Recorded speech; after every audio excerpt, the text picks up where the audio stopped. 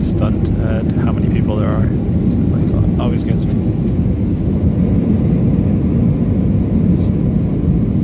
Also, remember once I did math, and in order to see every single person, you'd literally have to just, like, in order to talk to every single person or even see people, every single person on the planet, it would literally just be like you seeing 3 people per second until the day you die, which is insanity to me. And even then, it's probably wrong on the math.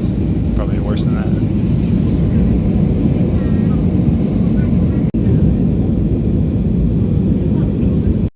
Alright, so this is actually where the king used to sit, but I'm not supposed to take a picture, so. Ladies. Ooh, that's what I like. So this is the stuff they used in the castle when the monarch was in power. It's pretty cool. Check it out, they're doing construction. Very beautiful place.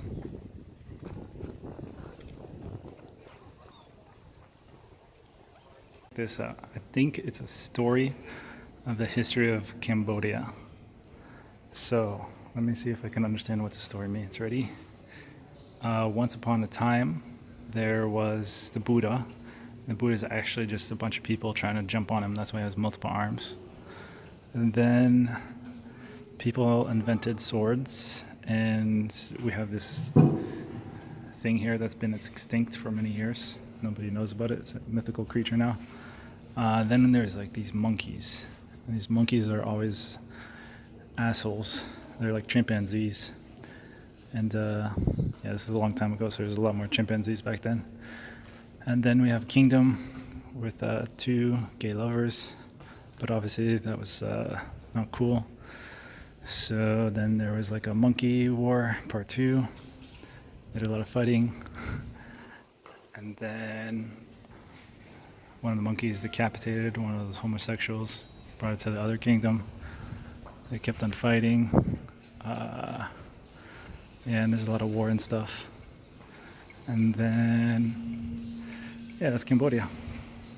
Oh, check this guy out. He has 2 girls. That's pretty sweet. Yeah, it's definitely a king. Yeah, just a bunch of monkeys fighting each other. Pretty good history.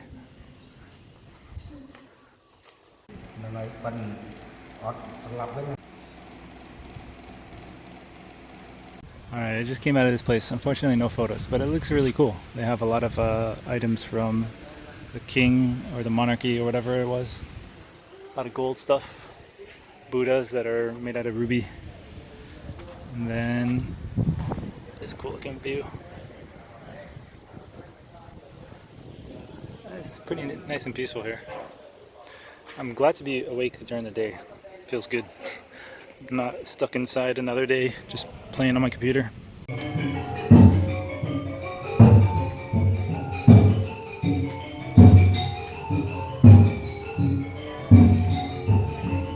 I don't know where I am. Welcome to my humble abode.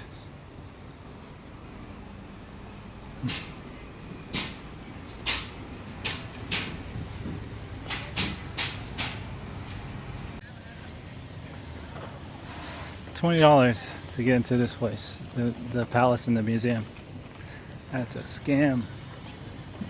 That's like almost the same. That's like 1/4 the price of the Universal Studios.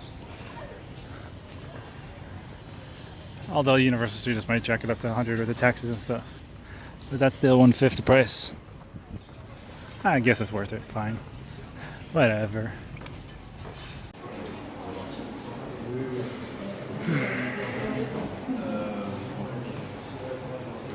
I'm so tired.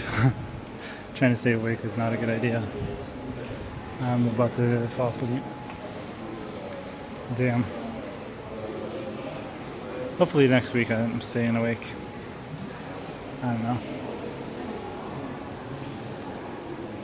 Maybe I'm not gonna make it. We'll see how Singapore is. Check it out, it's a poneglyph.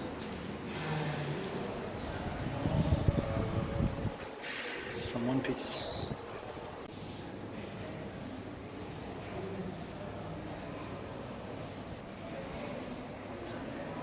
I'm too lazy to read that. Maybe on YouTube I'll read it later. Even back then, they knew how to get man's attention.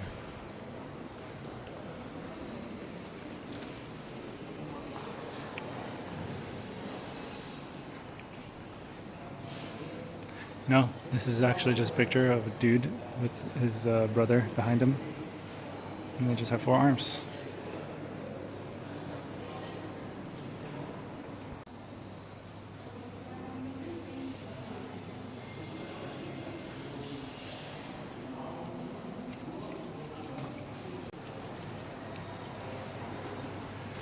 You know, you'd think I'd be paying attention to artwork, but something else is distracting me. And well.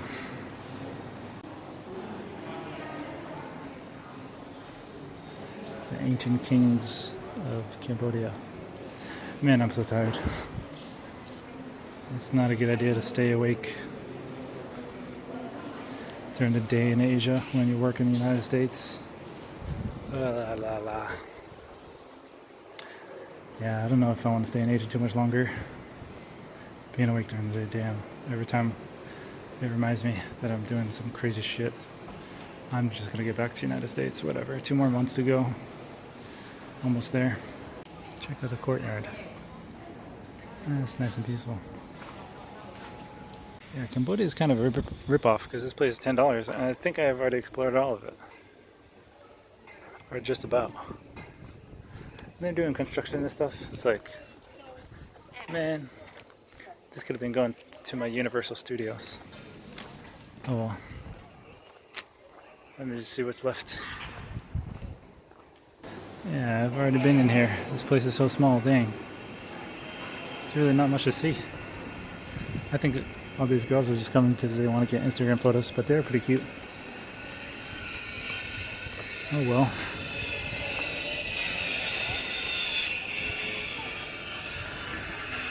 Alright, well, at least on most side, at least I did the things.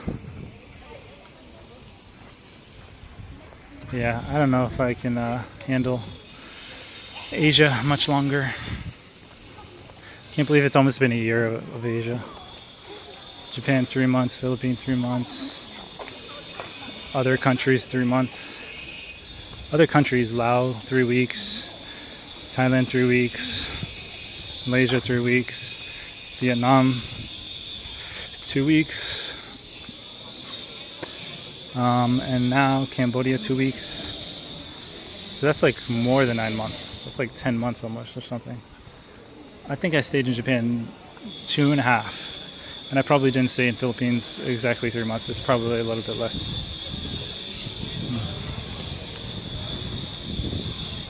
Oh well.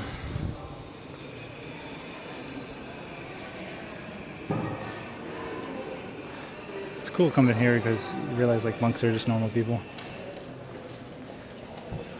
Alright. Now what do I do?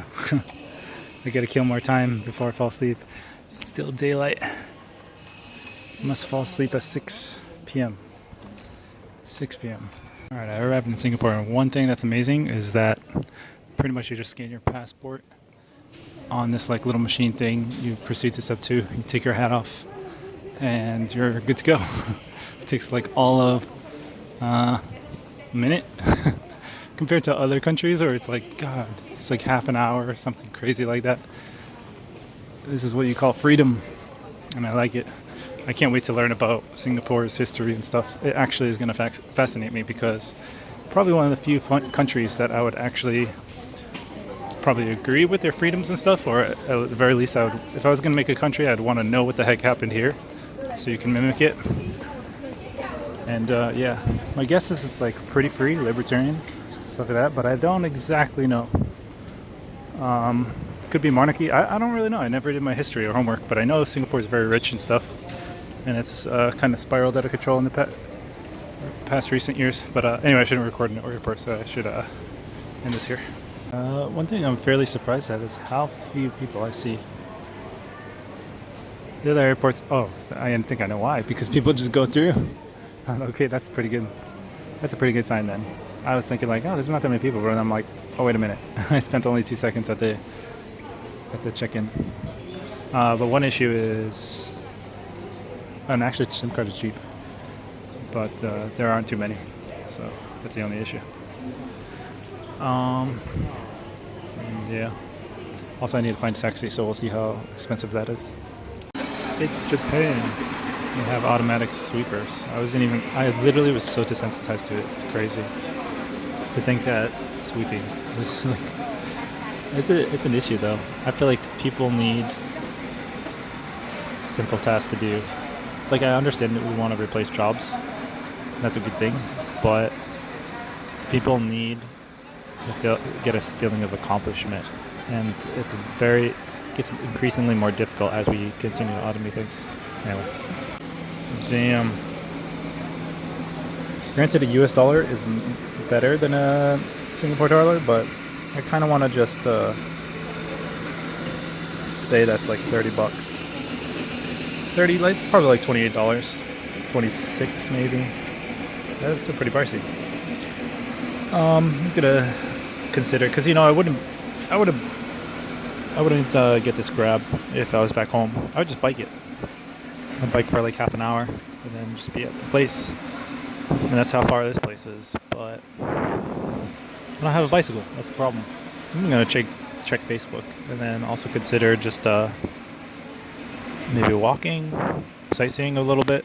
I should have the Airbnb until tomorrow.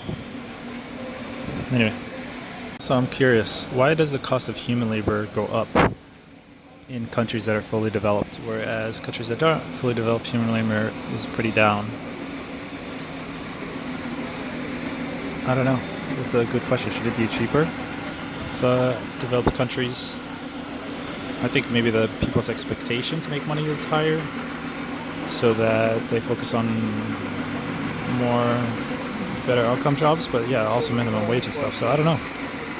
All right, so we're actually going to eat in this airport, so we're going to hang out here for a while.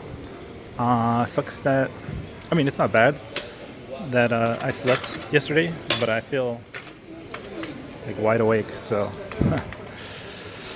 so I also booked this Airbnb for like 30 bucks. I guess I'll go there, but like I'm going to be checking out in less than 11 hours. So I'll probably just go there and see what it's like and then decide to extend or not. I might not use this Airbnb. It's whatever. It's 30 bucks. It's too far to walk to, so I'll have to take an Uber. I'm considering getting a bicycle. I don't think it's a good idea to get a bicycle here because it rains a lot apparently. But I don't think that's gonna stop me. I think I'd appreciate a bicycle. But I might only be here a week. But I do have a SIM card that lasts a month, so a lot of thinking I'm gonna do right now as I look for food. Okay, I'm here in where am I? Cambodia, and this is a famous temple. Costs like $2 to get in. Looks pretty sweet. I have no idea what the significance of this is, but also this is how their language looks. Kind of cool. This is inside a Buddhist temple, Cambodia. I'm just meditating a little.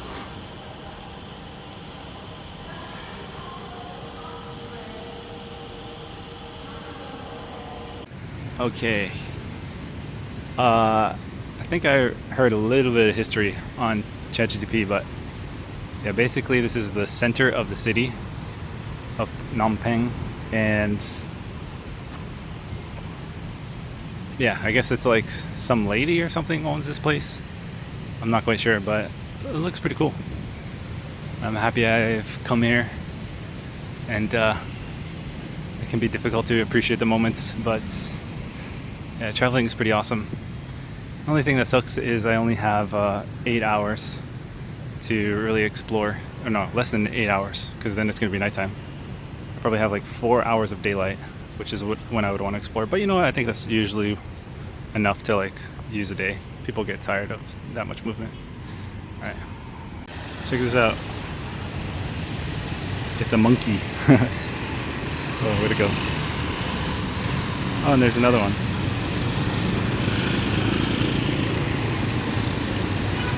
All right, now I'm here at the Mekong River. It seems pretty sweet.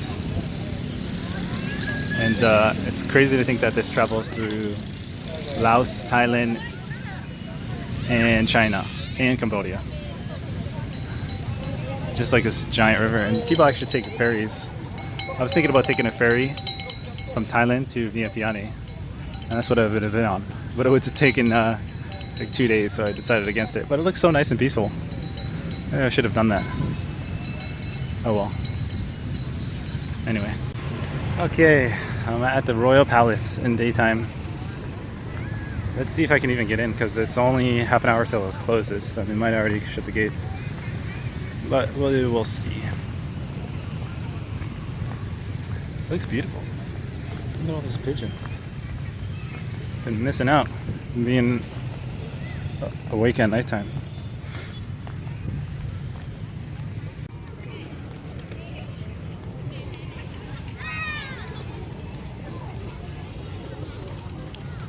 It's closed again. Why? I just take too much time. It looks so beautiful from the outside. I really want to go inside, but I keep seeing it closed.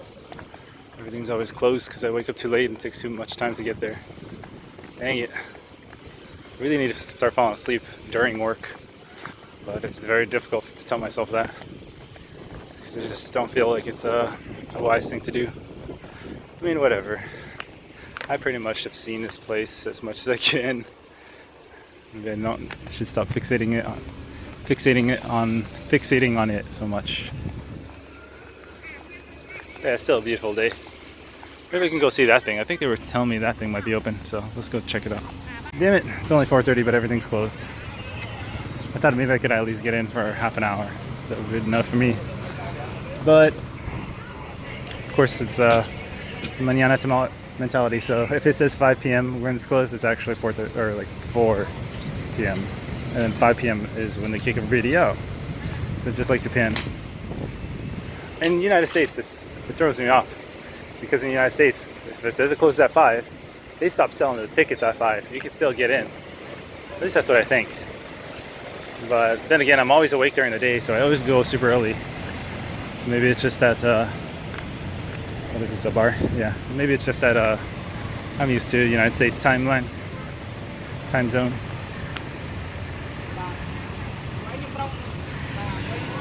Check out these monks. Young kids being a monks. That's pretty cool.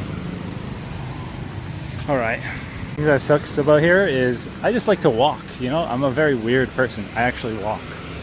And you will not be able to walk well here, because if you look like a foreigner, you're gonna get asked for a million tuk-tuks. And it's just unfortunate. I just want to walk. I need exercise. Leave me alone. I am staying in outdoors. They don't know that I'm literally indoors all day at nighttime. So I need time to just walk. But whatever. I understand the hustle. It throws me off though how much they hustle here. Like, imagine in the United States people just hustling about you need a ride? You want to ride on my motorcycle? Here. Like, there's so much capitalist. That's how they see a lot of money. I guess in the United States we just have welfare, but we also just, for the people who are not on welfare, we're just like, yes, it's not worth my time. So it's interesting to see the differences in culture. But I think I'm doing the right decision by being here and learning stuff subconsciously even. Yeah, it's a very nice day though. Okay, this looks pretty cool. Check this out. Looks like a very nice fancy monument. Also, it's a nice day. I love this area. Just been walking here, talking on the phone. Okay, let me show you this. Alright, apologize for my bad quality, but look at this monument. I think that's a Vietnamese flag with the Cambodian flag. So I think I heard, I don't know, I heard this once so far, but now that I see the flag, it makes me think that Cambodia saved Vietnam from the Khmer Rouge or something. And I think this is what that is. They kind of invaded after Khmer Rouge. So that's very interesting. One communist country saving another. So, very confusing. Anyway, I got a phone call. Okay. Let's do a little walk and talk.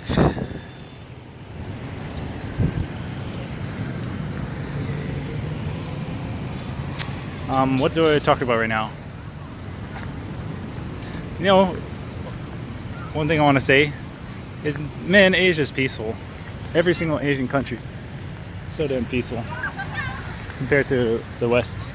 Because coming from Colombia is like, don't get me wrong, when I was in Colombia, I thought it was pretty safe. The first 2 weeks, you get like rose-colored glasses, you don't see the things that are not safe about it. But I feel like I could literally trust almost everybody here. Nobody's gonna rob you. I mean, someone will rob you, but like the chances of that, it's just like not. They'll be like, "What do you mean you think that I'm gonna rob you?" Versus like in Colombia, where girls are gonna spike your drink, maybe if you find an unlucky one. So here, you're not gonna find no girls spiking your drink. And yeah, I just feel like I want to appreciate that. It's pretty damn peaceful, and no drugs really. Not that I really see. Yeah, sure, Thailand has a marijuana, but I don't really see it like affecting many people. I think it's just kind of like something on the news, something for people to talk about, but they're not really overdosing on drugs. I think they know like not to take that stuff. It's still not in their culture. Maybe I'm wrong. Maybe Thailand, I haven't really spent too much time in Bangkok or anything, but I just feel like it's pretty damn peaceful. And they're just studious. You know, they're just trying to have a good life. They're trying to compete. And they're doing a pretty damn good job. This place is pretty beautiful. Look at these monuments. Damn. I wonder how long this stuff has been here, if it's like recent developments. But yeah, look at this compared to Laos. This was like the national treasure of Laos, this one like building. And even this one almost looks like better made than that one.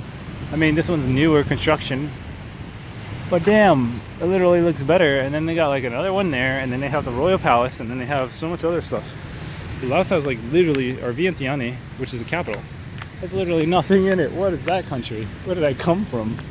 Holy cow. Asia's so weird. Like some parts of Asia are just like, you cross the border in Asia and it's like you're in another universe, man. It like makes me feel like United States and Mexico are like the same country, you know? Coming to these countries and it's like, yo, these guys are really different. Each border you cross, they all look the same to me. But man, you cross those borders and they're like so different.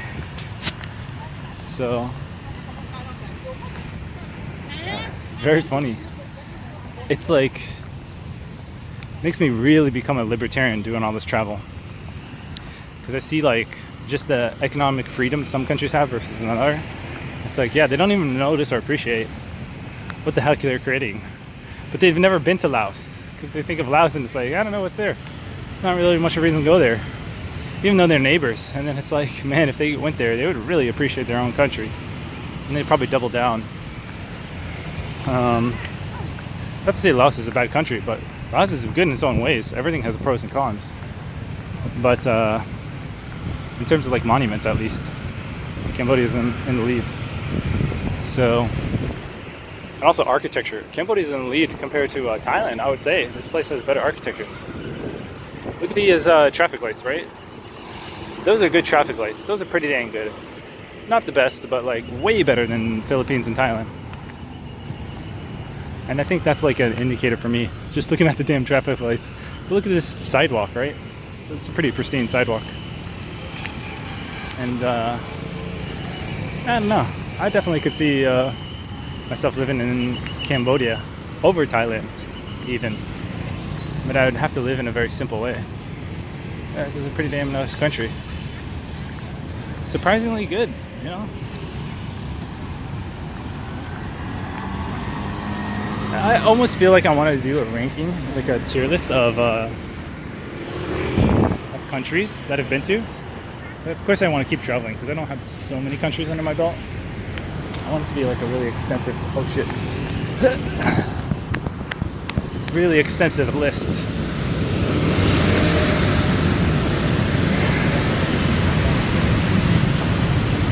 But see, this is not bad traffic. Even though there's a lot, it looks like it's all moving. It's not stuck. Nobody here is stuck like Bangkok or Philippines. Manila or Bangkok, no way. But here, this stuff is moving, even though it's a pretty good number. So, alright, anyway, I'm getting too close to people. People are giving me the look. So I'm going to stop recording. But, yeah. See you in the next clip. Just another quick temple peek. Let's see what we can see. Some people. I can't see it that well from this angle. Oh well. I guess it's open. I'm going to take a quick little peek here just to see this gate open. It's pretty nice. One guy's giving me a look maybe, so I'm going to just step away. See if he goes away. Oh look, another thing in the construction right there. That's pretty cool. Yeah, now the guy's gone, so probably closed. But look at this place. That's nice looking architecture. I like nice looking architecture like that. Dang, Cambodia is pretty sick. Good place. Another thing I want to comment on is the dust levels. Okay, I don't know what it is about Thailand, but Thailand has some pretty insane dust levels. I never thought I'd be talking about this as I'm traveling. But you know these motorbikes? For some reason these Asian countries just have a lot of dust. Just like dust when they drive and stuff. It sounds really stupid, but it's like, I think that'd be part of my tier list. Like, how dusty is the country? Some countries seriously have too much dust. Just like somehow riding in motorcycles and it's like getting dust everywhere. I think it's due to infrastructure. This place has dust, don't get me wrong, I can see some. But it's definitely lower than Thailand. So it's getting a lot of brownie points for me. But then again, I'm walking, right? So I'm not on a motorbike, so that's kind of changing my opinion. Oh, check this out, you guys on a hammock. But yeah, just some of my initial impressions. The dust level's pretty low here. Okay, it's the next day. And I am at a Russian market. And I am also recording on both phones because I want to test the quality of each. So I look like a tool, so I'm holding two phones up. But yeah, we're gonna check out this Russian market. It seems to be like a wet market. I don't know what's so Russian about it, but a lot of Cambodians. I'm getting pestered a lot. People really love to notice that I'm a foreigner and try to extract money.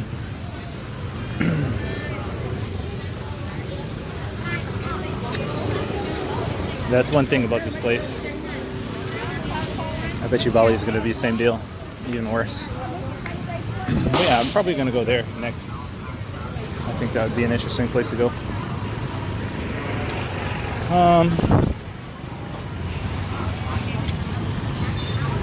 Yeah, I guess it's not really Russian stuff. I was hoping to buy like some Russian clothing or something, but just some food. Oh well. Well, at least I went to the Russian market.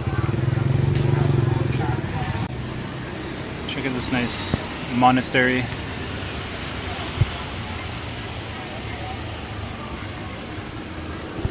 It's much better looking in real life. Hold on. So is this zoom proper on this? Huh. I'd love to walk around this place more. I think this is where they live, the Buddhist monks. So there's some cute cats and stuff over there. Alright. Hello, I'm here in my balcony in my $18 a month Airbnb. And also I got another kitchen stuff behind that wall. Yeah, so I want to make a quick video and just riff a little bit about time and travel, because I'm here just kind of like taking a look at YouTube videos. I'm spending a lot of time indoors. I'm also taking a look at Google Maps, taking a look at the world, and just trying to think. what it is I want to be doing. I really enjoy travel. Like seeing this type of stuff as a pot. I would never see this pot if I wasn't traveling. I would never see so many things. And it's hit my mind in so many ways to be traveling. And I would never have this kind of view. This view is like an artwork. Sadly, I haven't spent so much time outside because of the time zone in Asia. So the question is, like, where do I want to travel? Because I think Asia is great. It has a good spirit about it. Really like the Philippines. Met really kind people there. And then other parts of Asia, especially Japan, is really good to live in. Lots to do. Thailand is also incredible. Even Laos has a very good, chill, slow pace of life. You could spend a couple weeks there, read some books. Actually sounds really good. Or just go walk around in nature. Maybe if I completely did not have a job, I could just really walk around and take a slow way of living. I already walk, right? But like, I feel like I want to walk even slower. I want to go explore places I would never do. I want to go tent outside, camp or something. Maybe get a folding bike. I don't know. I just want to like really slow down and take it all in. Take in the sunset. Take in clouds. Take in birds. Reset my mind. So much of my mind is on screens, playing games, doing work, researching stuff, finding out places to go, watching YouTube videos, getting addicted to the phone, and it's robbing you. It's robbing me. It's robbing me of this, just enjoying life. What God put here, the beautiful art that's escaping us every day. And yeah, I definitely want to spend more time doing this. And I also want to spend more time in nature. And I'm also thinking about children and like getting involved too heavily in a relationship. Because if you get too heavily involved, does that subtract from this? Does that subtract from what? How are you going to design your life? Where are you going to raise your kids? Or what are you going to choose? Some people want kids, some people don't. I think there's pretty fair arguments for both sides. And yeah, life is an open canvas, I guess. So what are you going to put in it? Anyway, I'll see you in the next one. Okay, new day. My last day in Cambodia, pretty much. No, my second last day. And I finally got in this royal palace. So let's go explore.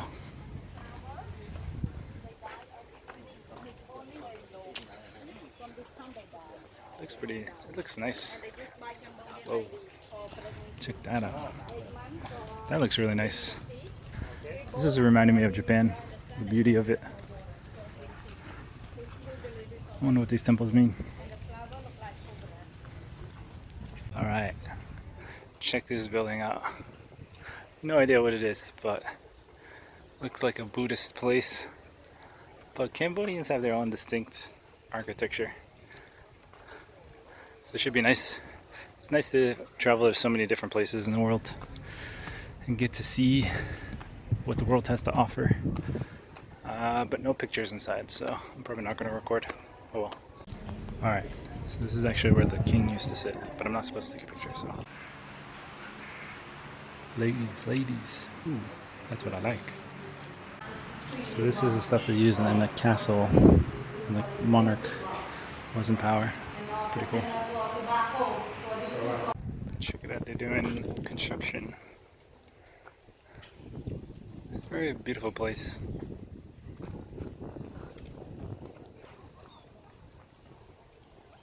This, I think it's a story of the history of Cambodia. So, let me see if I can understand what the story means. Ready? Once upon a time, there was the Buddha.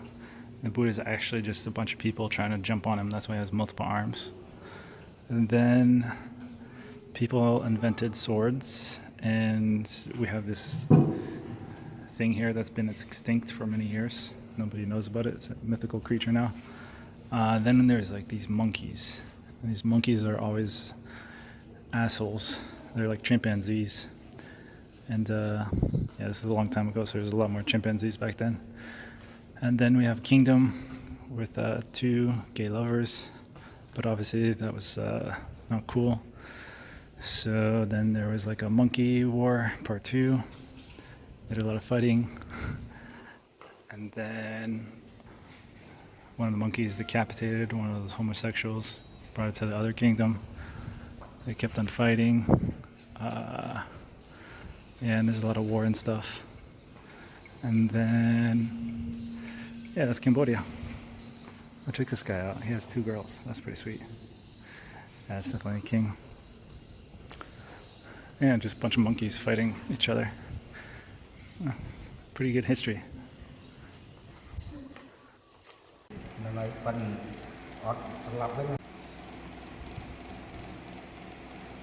Alright, I just came out of this place. Unfortunately, no photos, but it looks really cool. They have a lot of items from the king or the monarchy or whatever it was. A lot of gold stuff. Buddhas that are made out of ruby. And then this cool looking view. It's pretty nice and peaceful here. I'm glad to be awake during the day. Feels good. I'm not stuck inside another day just playing on my computer. I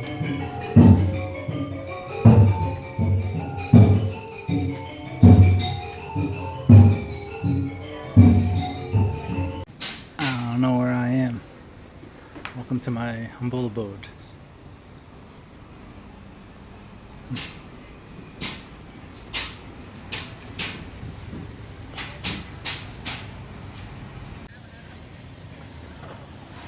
$20 to get into this place, the palace and the museum. That's a scam. That's like almost the same. That's like 1/4 the price of Universal Studios. Although Universal Studios might jack it up to 100 with the taxes and stuff, but that's still 1/5 the price. I guess it's worth it. Fine, whatever.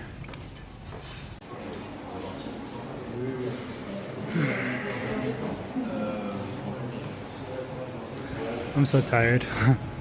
Trying to stay awake is not a good idea. I'm about to fall asleep. Damn. Hopefully next week I'm staying awake. I don't know. Maybe I'm not gonna make it. We'll see how Singapore is. Check it out, it's a poneglyph.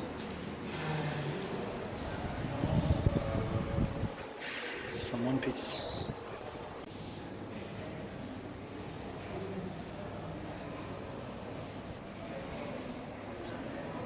I'm too lazy to read that.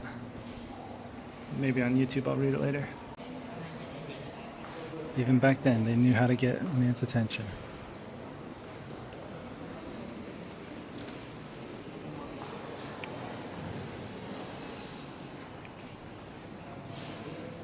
No, this is actually just a picture of a dude with his brother behind him. And they just have 4 arms.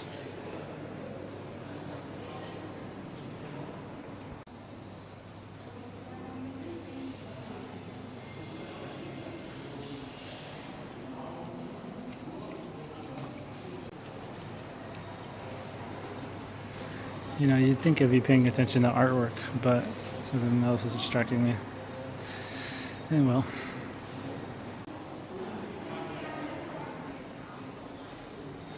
The ancient kings of Cambodia. Man, I'm so tired. It's not a good idea to stay awake during the day in Asia when you work in the United States. Yeah, I don't know if I want to stay in Asia too much longer. Being awake during the day, damn. Every time it reminds me that I'm doing some crazy shit. I'm just gonna get back to the United States, whatever. 2 more months to go. Almost there. Check out the courtyard. It's nice and peaceful. Yeah, Cambodia is kind of a rip-off because this place is $10, and I think I have already explored all of it. Or just about. And they're doing construction and stuff. It's like, man, this could have been going to my Universal Studios. Oh well. Let me just see what's left. Yeah, I've already been in here. This place is so small, dang. It's really not much to see. I think all these girls are just coming because they want to get Instagram photos, but they're pretty cute. Oh well.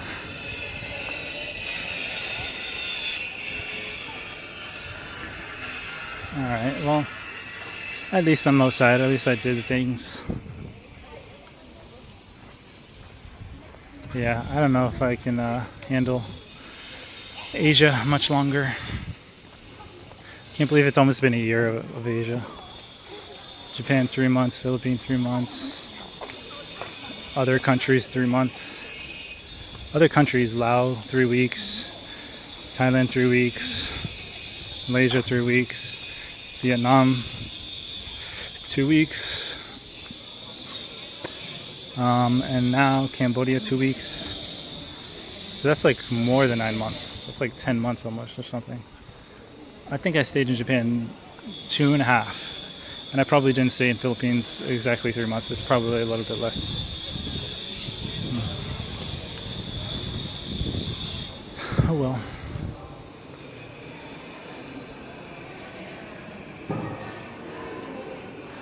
It's cool coming here because you realize like monks are just normal people. Alright. Now what do?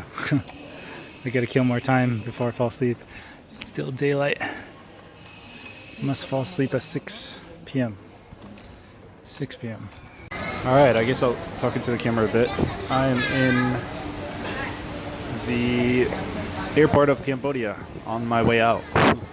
So, I've been here 2 weeks. And I guess I'll give a general impression of Cambodia, but yeah, definitely a thumbs up. Better than Thailand in my opinion. At least of what I've experienced.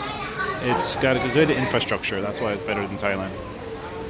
And it is a bit more pricey maybe, but that's debatable. Like I found an $18 Airbnb. I'm sure you can get cheaper. And that Airbnb was pretty good. I mean, it's granted all I need is 4 walls, electricity, internet, but hey, it was doing that pretty well. And the food is pretty good. There's a good amount of stuff to do, but I think that what is hitting the sweet spot. It's like it's a good infrastructure. It's something different. It's I don't know. I feel like the history of it plays into it. I feel like the state of their affairs is like, yeah, they're trying to work their way up. So it definitely feels like it's a growing country, which I like. Laos is kind of the opposite of this, or at least that's what I felt, because this is kind of like a booming place, whereas Laos is like kind of feels like it's on its way out or something. Even though the Laos people as well are pretty nice and everything like that, it's just yeah, it's just here people are interested and they're really active. I think it's like a good neutral zone. You want affordable, right? So this is pretty affordable, but yeah, but I think it would get boring after 2 weeks, to be honest. That is the downside. I think Thailand definitely has way more to do because it's a much bigger city probably, but that's not to say this isn't a bad alternative. I would say this is like Thailand number 2. But it can outcompete Thailand overall because Thailand has problems that it had from the get-go, like bad infrastructure. Yeah. Granted, I didn't spend enough time here, but it's impossible. So, thumbs up in my book. There's a lot of other foreigners here. It seems like quite international. They have a good system, I guess. People are generally friendly. and there's a lot of opportunity here, I would say, I guess, compared to like Laos, obviously.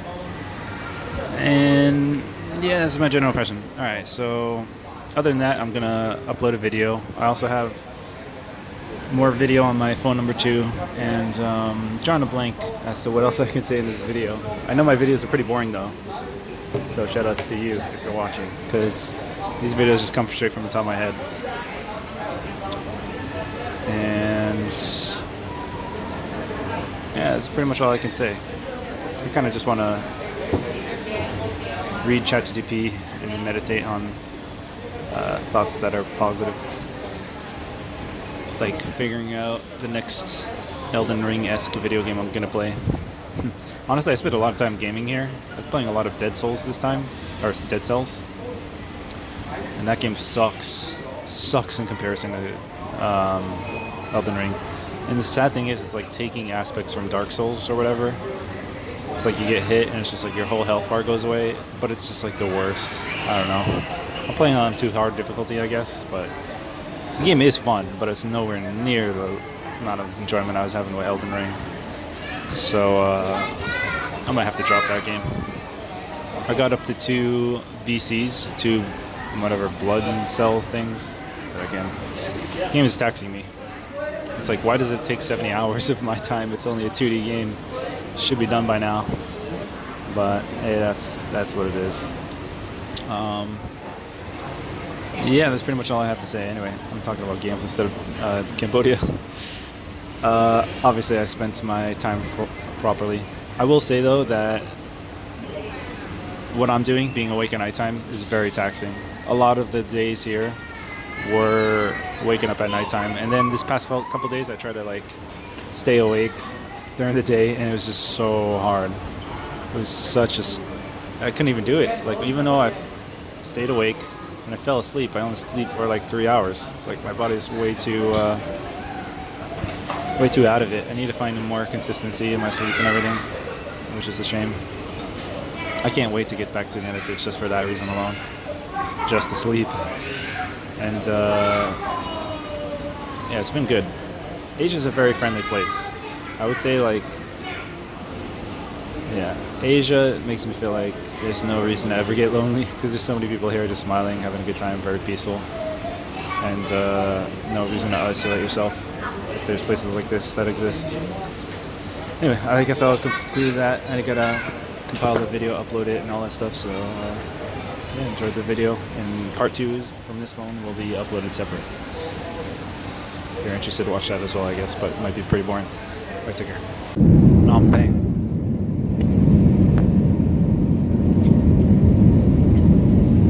Nightlife, Phnom Penh. It's a cool view. It's a big city. I always see these views and I'm just stunned at how many people there are. It's like, always gets me. Also, remember once I did math, and in order to see every single person, you'd literally have to just, like, in order to talk to every single person or even see people, every single person on the planet, it would literally just be like you seeing 3 people per second until the day you die, which is insanity to me. And even then, it's probably wrong on the math. It's probably worse than that.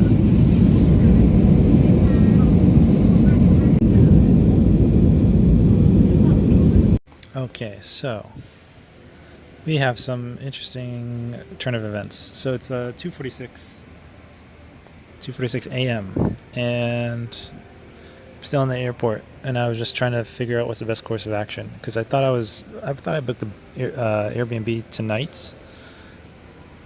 So I thought I already booked it, so I was gonna like arrive and then just enjoy it. But apparently I booked it for I booked it for today's night, not right now's night. So September 2nd, but it is September 2nd right now, because it's like just turned it. It's like 12 a.m. So I must have been like not paying very much attention when I was doing that Airbnb, but it actually worked out. So now, since I'm not tired, which is a good thing, I can just chill here, find a place to do some computer work, kill some time, till the shuttle comes back online, and contemplate taking that so I don't have to pay $30. And I was just staying here because I know the hostel is kind of sketchy. So I didn't want to take it because I was worried that I wouldn't even want to do computer work or something because there'd be too many people and too much chaos. Now I'm going to do my investment day work and probably just like game or something. I don't know. Probably do something productive. Also, in line, I changed my phone around completely. So this is my new phone and what it looks like. Because usually you have apps and stuff, right? And then you're already clicking on something, your mind's getting distracted. Here it's like, oh, these are the things I can do. I can do reading, I can do journaling, to-dos, self-improve or skill improvement, networking, which is like LinkedIn. Maybe I should start, because that's like a high value thing, actually. Is like networking via LinkedIn or something. I should use that more or consider how I'm going to network, which companies I can apply to or something like that. Calling friends, going outside, and cleaning. I think that I need to edit this a little bit, but pretty sick. I'm very excited to deal with my new phone. Plus, it's black and white, so I don't get easily distracted.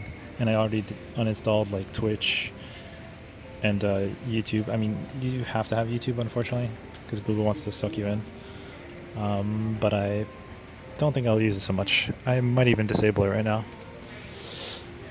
But yeah, that's pretty much it. Now just to schmooze around into the mall, I guess, or something. Also, they do have this. This is apparently the #1 airport in the whole world, and yeah, you can see why. Let me get up and take a closer look at this thing. It's nighttime, so luckily, not too many people here, so I don't feel too bad recording. Check this thing out. This is their arrival gate. So they have this cool little bird thing, but there's actually like this really $1 billion waterfall that's actually closed right now because it's nighttime. But yeah, they have a $1 billion waterfall, kind of like enclosure thing. It looks like magnificent. Oh yeah, check that out. And yeah, it's a very nice airport. I will say though, just kind of when you blaze through it, it doesn't feel like it's it just feels like another airport, right? Because Cambodia's airport wasn't so bad. I thought it was pretty good. But yeah, I guess this is the best. Whatever. I wouldn't notice unless I like slow down and like take a closer look at this stuff. Yeah, it is quite nice. Maybe I'll do some learning about Singapore and the history and stuff. Anyway, time to find my computer spot. Check out a Singapore bathroom at 3 a.m. Who's that sexy guy? Yeah, it's a pretty nice bathroom. Very fancy.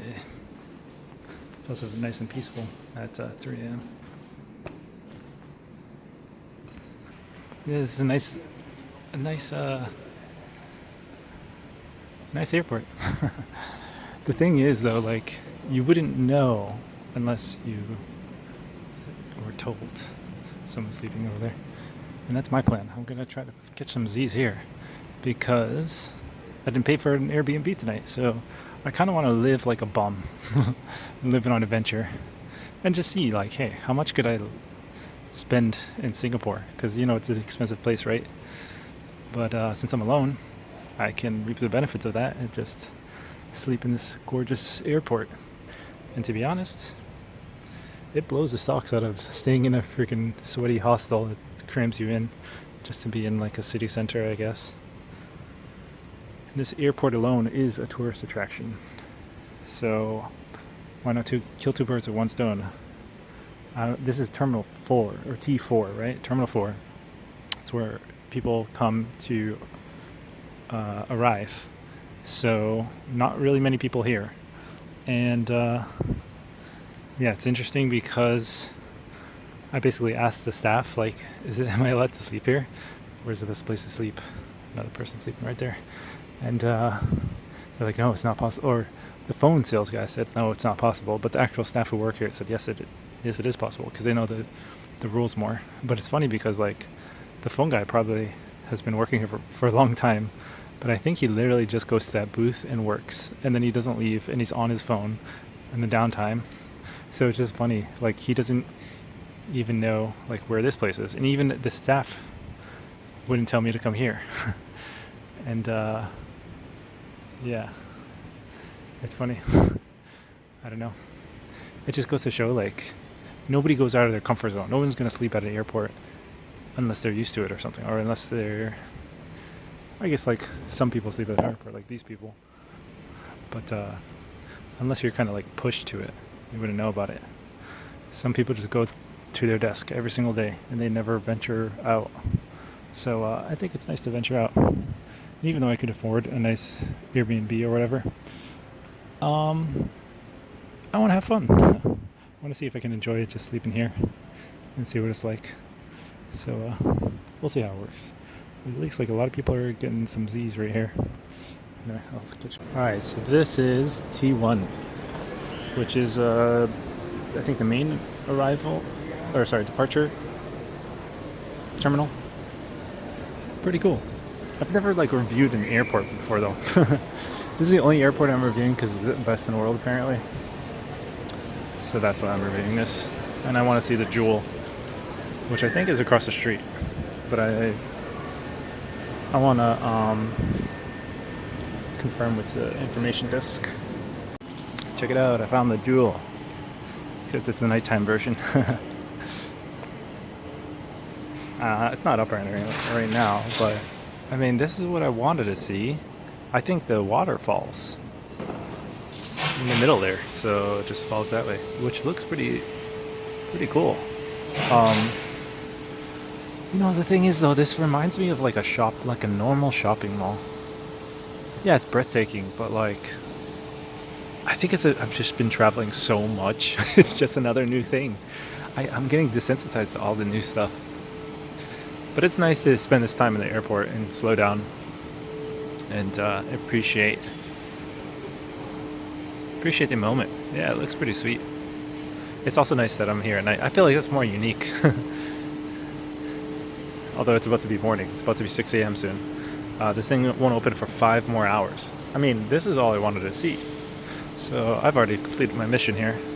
I want to go see some botanical gardens. And maybe I'll explore the shopping mall a little bit. But I think all these stores are closed.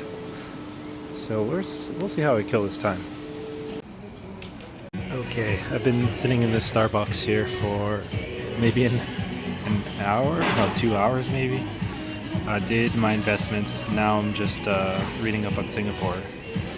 Pretty much just read this whole Wikipedia article. It might have taken me an hour, but it was really cool to like go through a country's history. I should have probably done this with other countries. Maybe I'll do it later.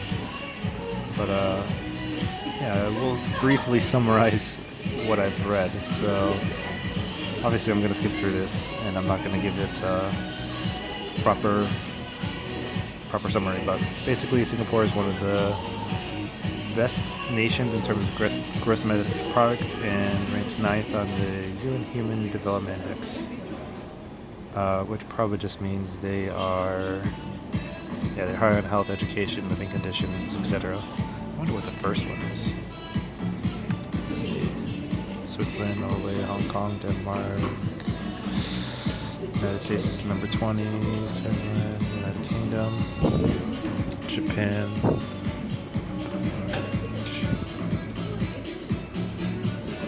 Portugal's 42.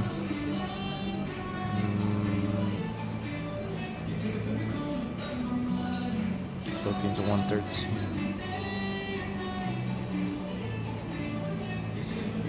This is very interesting. I feel like I could spend hours on this. Okay. Switzerland people. Yeah, that makes a lot of sense. Okay. So, yes. So, basically, why is it like this now? So, Singapore is about like a population of 7 million, I think, I want to say. It's basically a city of Malaysia, or it was. Ancient Singapore. So pretty much ancient Singapore is just like some Chinese notebook. It had some writings about this place. Not much here at that time. And then, actually my people, Portuguese people, kind of came over and just like took it over for a little while and put it into what does it say, like 2 years of like nothingness. The island sank into obscurity for the next 2 centuries. So 200 years of just like nothingness because some Portuguese guy seized something. Anyway, later, it's taken over by a lot of powers, right?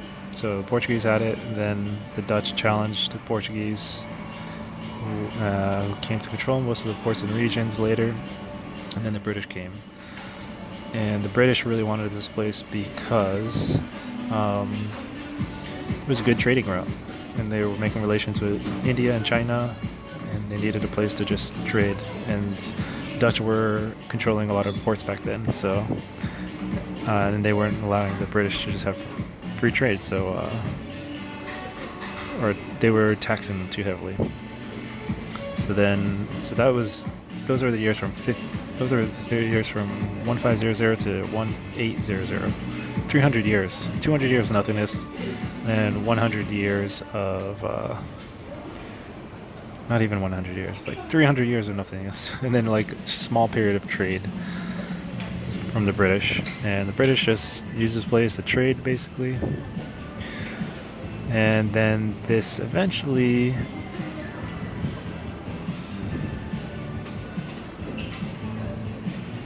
I'm rereading some parts. Oh yeah, so there was also mining or something like that. So a lot of Chinese people would come here and Indians to get mining, and most of them went back to their home countries. But later, some of them wanted to stay here, and they had kids here, and that forms most of the populace or the ancestry. And then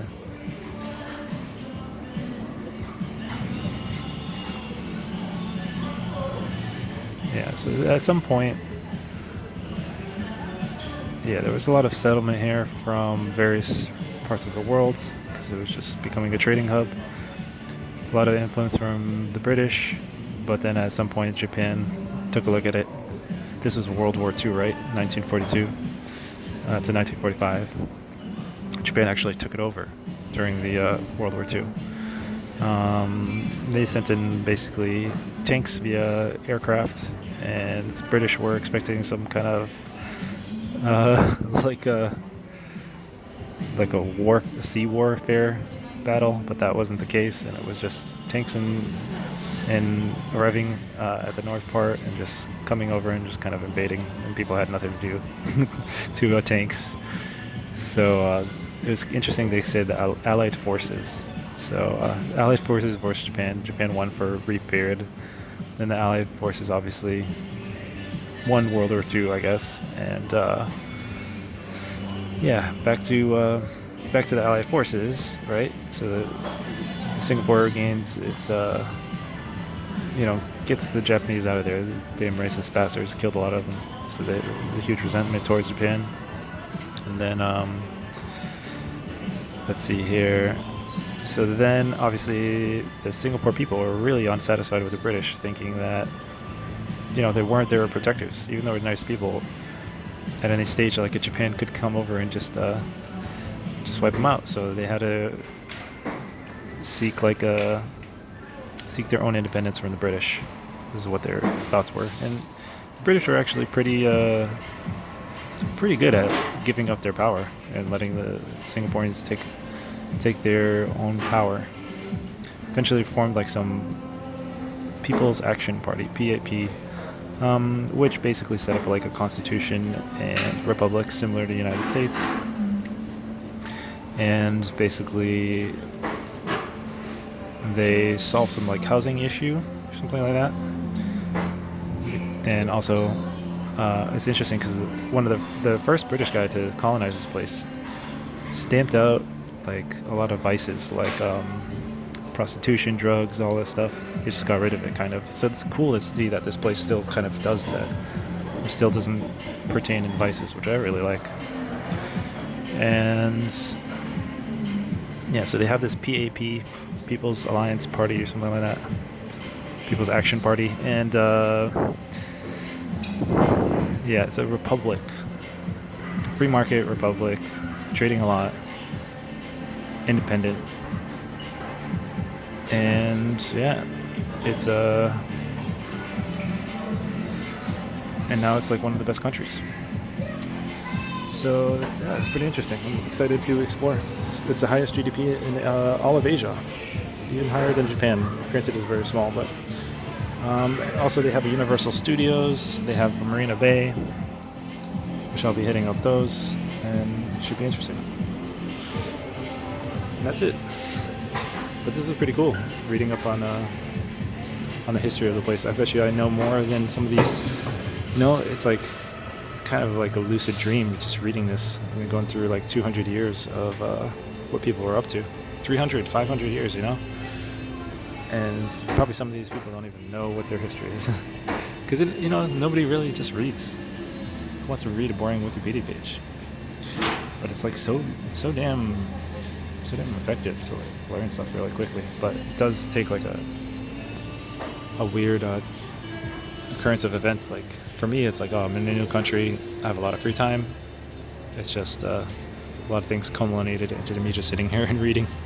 And it's like a fresh new country. I don't know, when you're born in a place, you don't really just want to like read a Wikipedia article about that stuff. But anyway, I'm gonna end this here. Let's go explore this place finally. Check this out. It's daytime. This is the daytime view of the crown jewel. And in 2 hours, if I manage to kill two more hours of time, it'll have water come through, I guess. So that should be interesting. I'm gonna go look around, see what else is here, since I have so much time to kill. It's so beautiful. Let's go see the corners of this place. And now I'm in the corner of this place, and there's people here. It's like a beautiful garden area. It's cool to think that there's like multi-billion-dollar enclosure here, and I don't care about the water. Oh, that Jesus! Is that a giant hole? Holy crap! What if you fall in?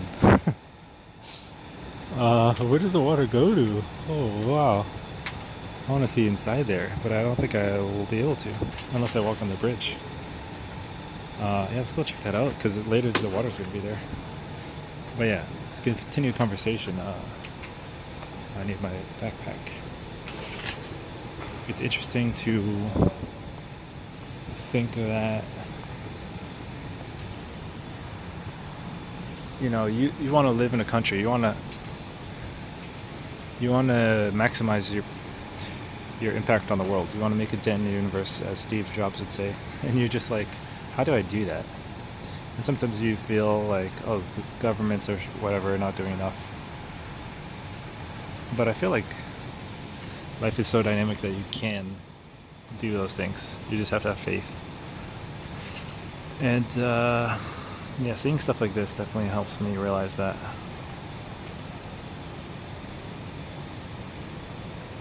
Yeah, hopefully I clear the confusion and I become more productive.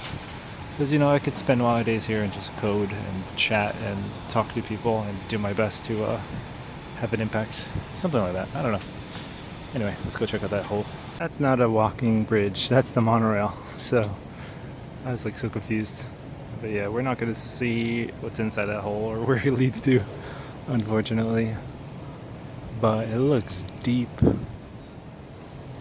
Wow. It's hard to know what's... Oh, is that a lower level? Yeah, I see some people. I don't know if that's a reflection. It must be a lower level. There's no way that could be a reflection of something. Yeah, it's a lower level, so maybe I can see one floor down. Wow, this thing's weird. Never seen something like this. Anyway. Okay, I'm on the highest level I can be. Whew. And I have no idea how this thing schedulally produces water, but dude, you could see, kind of scary, it's so tall. You can literally see how deep that hole is, and I can't see the bottom from here. So that means it's pretty damn deep. I would hate to be free falling. Just, you know, have you ever had a dream when you're a little kid and you're just constantly falling? Like forever? I feel like that's that hole. Obviously there's a bottom, but holy shit. It's so weird. How far are you gonna fall? Or how deep is that hole? That's really cool though. How do they produce the water? Because it just looks like there's nothing up there. So how are they producing this water? Is there like a pipe or something? Water hose on the top I can't see somewhere. That's cool. Yeah, this place looks stunning. I'm gonna do some computer work here. Why not? It's gonna be one of the best areas I've ever done some computer work. Because I still need to, well, I don't know how much computer work I'll do. Already did it quite a bit. But I still need to check out what's around me besides this. But man, I could spend a lot of time here. Eventually I'd get bored of this though. Dang. It's like billions of dollars, right? I'm just looking at billions of dollars, and it's just like, yeah, it's nice, but like, sometimes I feel like sometimes I'd remember like just a regular nature in Colombia, and that would be more breathtaking than this. Interesting. Like what God produces is worth more money than what humans can produce. Oh, is that the monorail?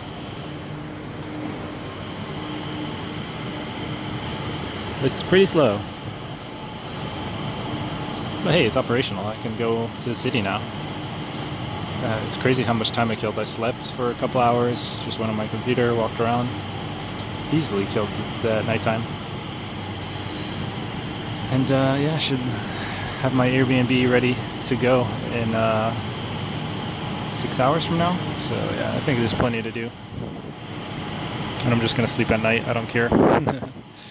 I'll try to get work done, or like for my job, but we'll see how much I do this week. I already did a lot last week, so this week is hopefully just merging in my code, dealing with QA stuff. Check it out. That's the crown jewel. Place is like breathtaking. So sick. How many people are going to see this in person? Not very many.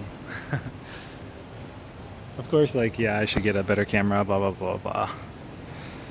I feel like, oh no, I don't have the best phone. I don't give a shit. I like my videos. I don't think you need the best of the best. Yeah, my phone I'm recording on is 2017. Made in 2017. It's 2024, who cares about phone quality? This is pretty good phone, I would say. Found the bottom. It doesn't go down forever. It just goes down to the elevator, like the B1 level. That looks pretty cool. But yeah, this is gonna be crazy when the water comes. It's gonna come soon, like 15 minutes. I'm kind of excited. Also, a lot better dining options here. I should have just stayed here maybe. Maybe I'll still get some food, but not too hungry. I think it's gonna start soon. So I'm just gonna chill here. You can see all these people in the observation deck. There's just so many people. I think they're all waiting. I have no idea where that water is coming from, if they're gonna drop water, but maybe it's only when it's raining. Maybe that's what's going on. But I'm gonna record anyway and see if something happens. Just gonna be like a minute or two, I would suppose. It's 11 a.m. now though. Maybe nothing does happen. I'll record for like a minute. See if there's gonna be a water release. I don't think there is though. When it says it's open, I think it just means like everything's open. That's too bad. I guess this is why you should Google things. But I was Googling a lot of stuff, so it's okay. Yeah, I guess this is obviously gonna be when it's raining. They don't have like a magical hose up there, do they? Probably not.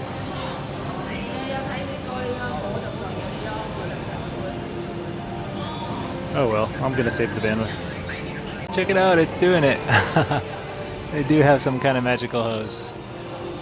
Oh, that's beautiful. Ooh. It's totally silent. I was expecting to hear like a loud whoosh sound, but This thing's completely self-contained. The water just kind of floats down. That's pretty sick. Wow. I wonder if it's getting more and more. I don't think so. I think this is it, but that looks sick. Oh. Yeah, that's $1 billion right there. Oh yeah, maybe it is getting more and more. Whoa. How's this working? Or maybe it's not. I don't know. Anyway, let's go back up and see what it looks like. Alright, I'm back at this spot. Let's check it out. A lot more tourists. That's beautiful. Yeah, they do have hose. And altogether, it makes it look like a lot. Plus they have hose down there, so it's a cool effect. Oh, it was so cool coming here and just like spending the whole morning here and seeing the place get slowly full over time. I wonder if I could take another nap because I did yawn a little bit, so maybe I'll try to sleep a bit. But yeah, that was pretty fun.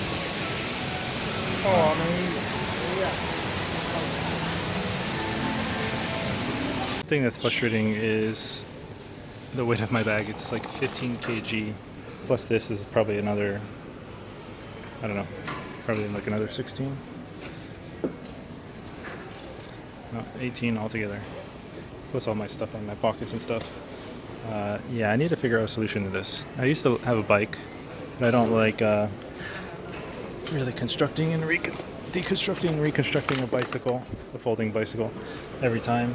It's cool to loop this around, and that did work for a while, and I'm glad I did it because I got to explore Japan. But for, let's say, the Drew Binsky level of travel, going to every single place, you definitely want to travel light.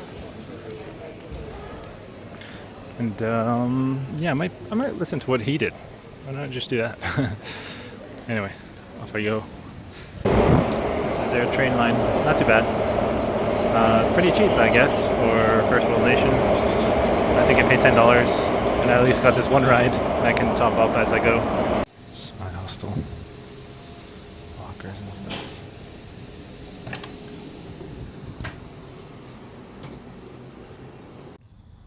Hello again. I fell asleep, and you cannot see that well because it's nighttime. Yeah, fell asleep at like 3 p.m. Woke up at 11 p.m. And now I don't know what to do. It's nighttime, but you know, staying in that airport made me realize I should just wait at places before they open. I feel like that's the best thing to do because I remember winning a Smash Brothers tournament, and for some reason waiting and seeing a place open, it just feels like you're ahead of everybody. It's a weird feeling, but I really like that feeling. It's like you're more specialized, you're more tuned in, honed in. You got to see everything. I feel like I'm missing so many things when I just come in late, or like, not even come in late, come in on time.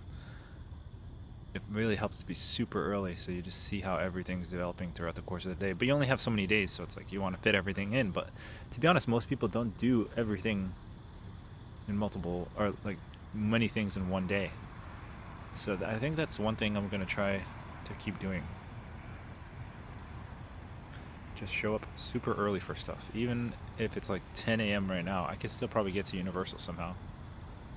So anyway, that's what I'm going to be thinking about. All right. It's another day. I lost a day of Singapore because I fell asleep during the day yesterday. And I was awake at night just like thinking about random stuff like video game ideas, things like that. Then it occurred to me my sleep schedule's messed up. I slept for like 12 hours in the day again, or yesterday, and then I kept on sleeping even throughout the night when I was working though, which is good. I didn't sleep too much when I was working, but maybe half an hour here or there. And then I just figured, okay, based on some of the thoughts I was having yesterday, I should just go. I should just be the first one there, show up early, even if it's not open yet. I'll just wait like 4 hours until it opens. And here's something here. It's a mosque. Exactly what this mosque is, I don't know, but it showed up on my Google Maps. And hopefully I also find a gym. I need to catch up on some days of the gym. Some random birds. Yeah, this mosque is huge. Boom. Very cool. Yeah, so we'll see where this day takes us. Yeah, I'm awake when pretty much nobody is right now, so it's interesting. All right, see you in the next clip. All right, so this was the closest thing to me on Google Maps. I was thinking the mosque meant Indian, but actually it means Arab.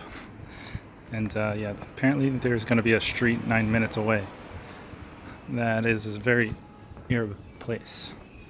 So we're here when no one's here, but we'll see what we can see. I should also mention that walking down streets like this is pretty nice at nighttime, because when it's the day, there's like a million people trying to beg me to buy something in their their store or whatever, or some beggars, and also just people in your way. So it's nice just to be able to walk a straight path, and when there's no sun out to give you skin cancer, and just head straight there. Should also mention, yeah, there's a big Japanese influence here. And from reading the Wikipedia, I think those 3 years where Japan had, what's it called, conquered Singapore, probably had an influence on it. And if I was to describe Singapore and how it relates to Japan, first off, there's a lot of Japanese tourists here. So I think, you know, reading their textbooks, they're like, oh, we conquered that place? Let's go check it out. So that's one thing. But then the other thing is they are pretty clean, and a lot of things kind of work similar to Japan, except for they don't want you to take off your shoes. It's kind of like Japan, but everyone speaks English. There's some Indians. It's kind of international. Go ahead and take off your shoes. It's no big deal. But they still have like some conveniences. Like there you go, Samurai and 7-Eleven. It's funny. I think 7-Eleven's in Japanese is probably the United States, but so many of those 7-Elevens in Japan makes me think otherwise. Reading the Google Maps, it's basically the street, but we already saw the Golden Mosque. Other than that, they say there's like graffiti, which that's right here. There's a graffiti showing like, I don't know, ancient Arab or something, which is cool. And then there's like clothing stores and stuff. So this is a good way to start off the adventure, I think, because I don't think I'd be interested in clothing or anything like that. But yeah, I don't really. There's like there's also like a historic center monument, something like that, like a museum kind of thing. I'm not so interested in a museum right now. There is a cool carnival festival thing over there. Like you see this, what do you call it? Ferris wheel. It's probably closer now, but maybe that's the Universal? I doubt it, but anyway, let's continue. We got more shops and more shops. So I just took a look at my Google Maps, and most of the tourist attractions are shopping malls, which is a shocker. I thought it would be like more interesting things, but yeah, just shopping malls. So I'm probably not going to have the best time since I'm probably not going to buy anything. But yeah, also I forgot to mention one thing that Singaporeans do that reminds me of Japan is they are really into rules. Because yesterday I was just eating at one of those hawker center things, and some guy's just like, hey, you cannot eat outside food here, because I had a watermelon. And I'm like, fuck you. I didn't say that, but it's like I already paid for one of these places. And I did, because it was true, and he left me alone. And another time, I was just in the, I should go this way. I was in the hostel and just walked by the women's bathroom. And then some girl was just like, you're not allowed to use the women's bathroom. And I didn't even use it. I just walked by it. And I'm like getting accused of something. I'm like, okay. I just like walked away. And she's like, oh wait, you didn't even use it. And I'm like, yeah, I didn't use it. And she's like, oh, sorry. Whoa, check out these big ass buildings. This is one cool thing I like about Singapore is there's really big buildings. But it's not like an ad like Cambodia was. Cambodia had a lot of like big buildings, it looked bustling, but everything felt like an annoying ad, at least in terms of what I saw. Of course they had nice stuff too, so Cambodia is nice, but I don't want like advertisement like billboards and stuff like that everywhere. This is just nice and fancy. I don't see any billboards that like take up too much of my attention. I don't like attention grabbing things. Like, leave me alone. Stop trying to grab my attention. You need a stupid thing. So that's one thing that Singapore does seem to have going for it. Check out this cool building. It's like a very fancy thing up there, even birds flying. And then you have this big building. And you know, Singapore is usually, I don't know what this building is. It might be residence because the government does fund a lot of residence areas. And I was talking to a girl, and she actually said that she lives here, and she said that Airbnb is banned, even though I'm using an Airbnb, because the Airbnb is only $30 a night. Of course, it's like a shared hostel, but whatever. I'm making it work because all I need is a work environment, which that does have. So I was like, all right, no brainer. I'm gonna get this Airbnb, and plus I get to meet people. So that's been working out. But is that same mosque we just met? Yeah, I think it is. I walked in a giant circle. Yeah, which way am I going? I seem to be going the wrong way. Let's go this way. But yeah, so Airbnbs are banned, and the government says it's like, or this is what she said, but the government says it's like competing with their housing market. But it's like, shouldn't they just let a housing market like happen? But I think it's probably because like most of the wealthy people here own a majority of the wealth, so maybe that money is going towards housing, so it worked in the short term, but now that it's growing even more, they're having a disaster. I don't know. It doesn't really impress me, to be honest. It's like, okay, so what? There's big skyscrapers. They're not just big skyscrapers. They don't like connect. For some reason, I was thinking like, oh, since the government takes control of it, they can talk to each other and make like a connecting like skyway or something like that. That would be really awesome. No, it doesn't do that. Wait, there's another mosque down there. Which way did I just walk? Must have been this way. Okay, that's the same mosque. Yeah, has to be. But I see two. Very eerie. Let me just check my maps. This is the way I'm supposed to go. So yeah, that's very interesting. To be honest, I would even say Singapore is a bit dirty. I think it's because I accidentally hyped myself up for this place. So I'm like, oh, first world country, high GDP, etc. And it's like, it's whatever to me. It's just another place. It's cool to finally see a Southeast Asian country do well, besides like Japan, I guess. But it's like, come on, still so much more to go. How is this place so good? I feel like someone is like lying to me. Like, this place is not really that impressive. And to be honest, the whole city seems pretty boring. Like, all they have is shopping malls in Little India, Little China, and the Universal.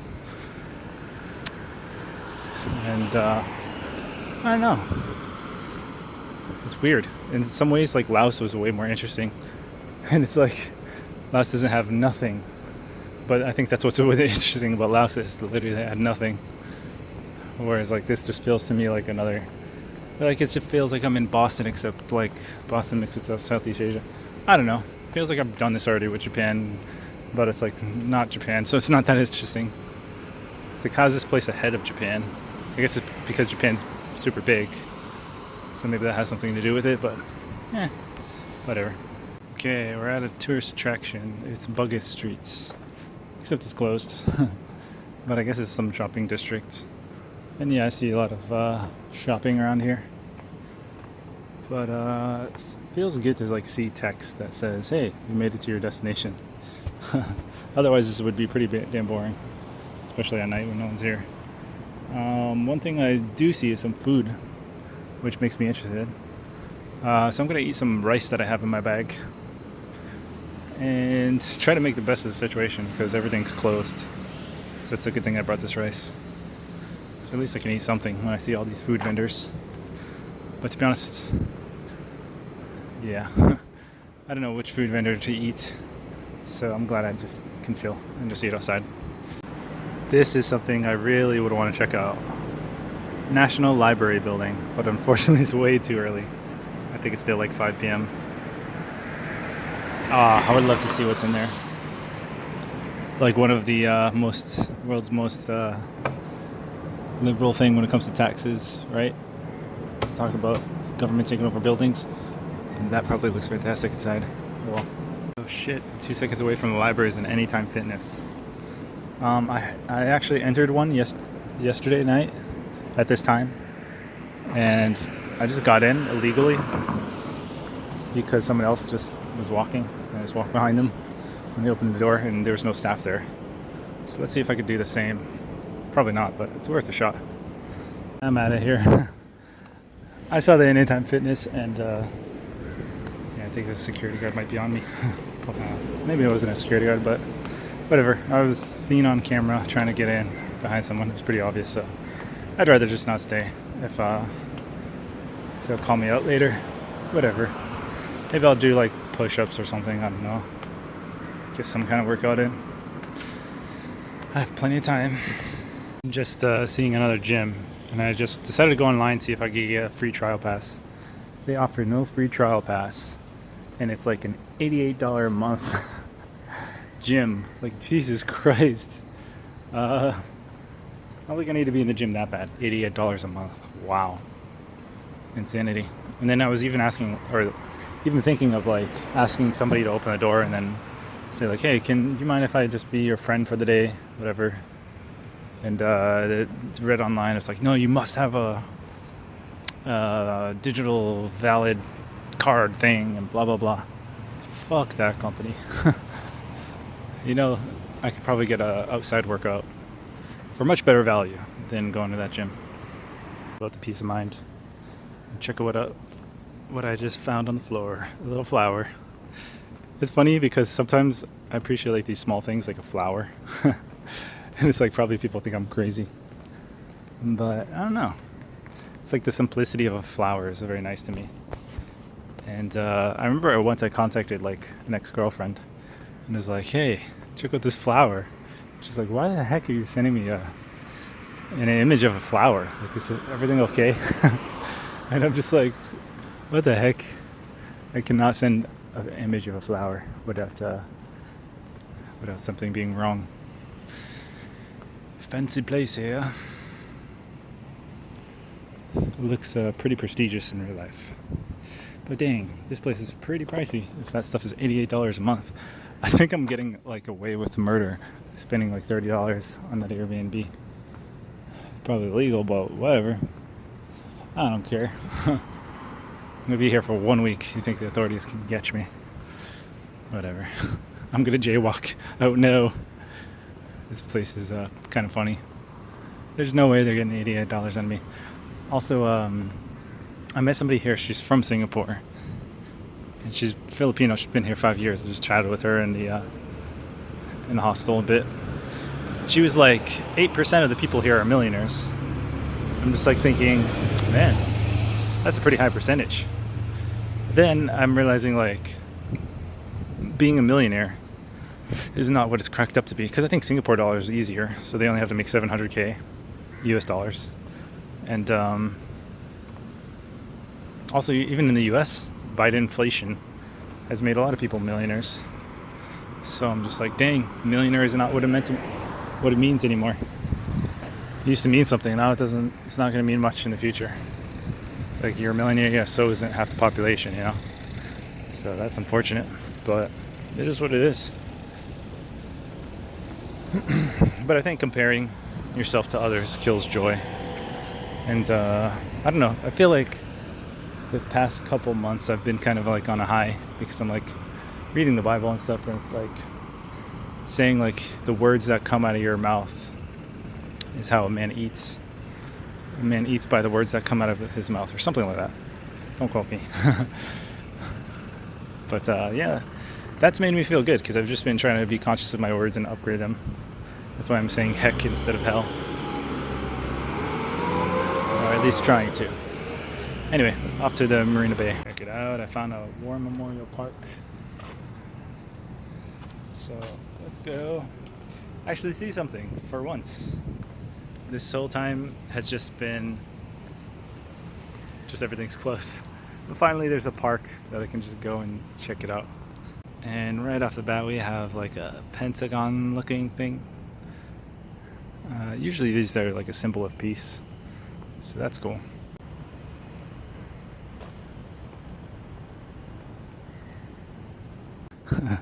Some Indians just sleeping outside. right next to the monument. That's pretty funny. They're just sleeping on the floor right there. And it's like, I don't blame them. The prices here are so astronomical. It's like, you want to make money here, right? Because it's good. It's a good place to work. It's a good place to obtain money. But once you think about the cost of living, you're like, But then when you can just sleep on the street, then you're making the money. That's exactly what I would be doing if I was an Indian working in Singapore. I just hope they can keep doing that and not get caught, because that doesn't seem sustainable. There has to be better places, no? Maybe it's legal to sleep in it. I don't know. Maybe there's fine print somewhere. Whatever. So weird to be at an escalator place and be the only one here. This is definitely like a train terminal. Oh, it looks like I'm finally seeing someone. I saw one person, and it's an Asian girl with some dyed hair. Just thinking she's a liberal. It reminds me of Boston when I see like weird hair dyes, because most of the countries I've been going, no one's dyeing their hair except for these weird liberal first world countries. I don't know if this place is liberal or not, but probably. That's what wealth seems to do. This type of infrastructure definitely reminds me of the first night I was at Tokyo. And also there's some cool looking monument there. I don't know what that is, but it looks like a stadium or something, but it's not. It looks like it's an airport. Or I don't know what that is, but it looks pretty cool. That dome thing is some kind of theater. Interesting. This is the theater again. I'm pretty much at the entrance. Check out the nightlife. That's pretty cool. Let's go see it inside. It's an actual like performance theater for like dancing and stuff. That's crazy. China, like something dancing. Check out the inside. Dance from head to toe. That's cool. Yeah, I would expect more things like this, but everywhere. But that doesn't seem to be the case. A lot of buildings. Whatever these buildings are. Peninsula, UOB, Maybank. Probably a lot of banks, whatever. It's funny because like whenever I see these banks, it always reminds me of Bitcoin. Like the pipe dream I had with that stuff. I mean, I don't have that pipe dream anymore because I'm pretty sure these banks are so powerful they were the ones that stopped that stuff from operating. Also, WeWork. That boggles my mind that people need to pay a place just to go feel like they're productive at a place. Maybe I should try that once today, just to see who I meet, but that feels like such a damn waste. WeWork. Just work from anywhere. I don't know. Do people really have a problem with that? I'm working from like my bed in a hostel of an Airbnb, saving the money. People spend more than what they need, and that's definitely the case here. Granted, they make a lot of money, so maybe they need to spend that much. I don't think so, though. I think part of getting wealthy is only spending what you need. I think it's a problem when you spend more than you need. But then again, the world's a crazy place. You have people like Donald Trump who are in massive debt, but everyone thinks they're rich, because that's kind of how the world works. If they're going to print away the money supply, then people like Donald Trump just buy a lot. I just saw something special, so I'm going to cut this here. This is the stuff that I see is special. Boom! Iconic tower thing. I think that's like the Marina Bay Towers, and it's like a hotel. And you can see there's like a rooftop plaza that has probably like a pool and all that stuff. That is pretty sweet. And then right over there you see the lion. You probably can't see that well, so let me move over there. That just looks sweet, how you see the reflections in the water. I like that. I'm probably only seeing it from a different angle than most people. Check it out. The iconic sea lion. That's pretty sweet. The mermaid lion.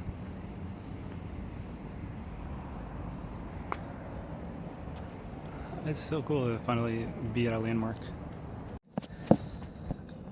Just chilling here. I'm gonna watch the sunset here. And there's some funny Japanese people. Or I think they're Japanese. But to be honest, sometimes Malaysian people sound Japanese. Or I don't know, maybe I'm getting languages mixed. No, they don't. I think I just. Man, maybe they're Korean. I have no idea. A lot of Asians, man. A lot of Asian people here. The sun just set because everything's bright out. That's cool.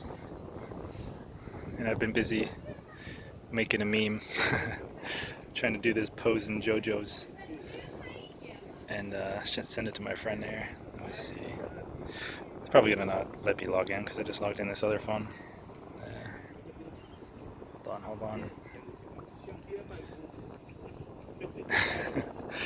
This is me doing a pose.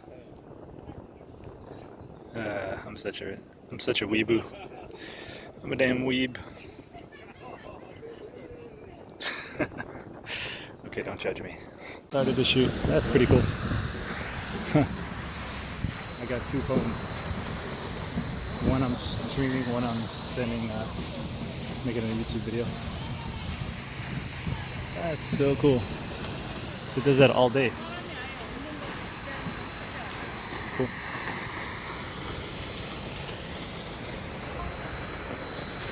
Alright, drop that video.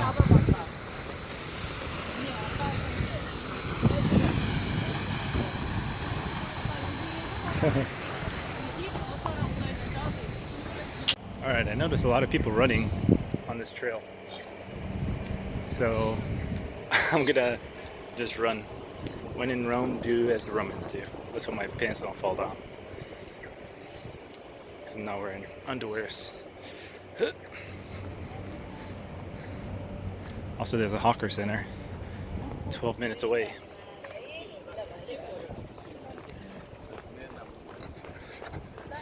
Let's get it done. This is probably the worst camera because it's so shaky. I'm probably gonna get to that hawker center in 3 minutes, and I guess I should take my time. This place is pretty nice looking. Alright, let's get back to running. Back to running on the world's shakiest camera.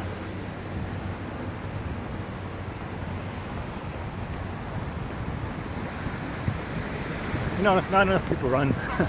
There's not a lot of places to run that's like normal. And it's a shame because hunter-gatherers used to run a lot. And now if you run, you pretty much have to be in the gym or in a place like this, where it's just a common running trail for some reason. You have to pretend you're chasing a deer, and then you're making the deer overheat because the deer can't sweat.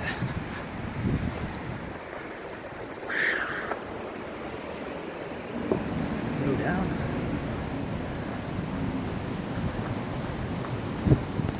Check out their hotels. So fancy.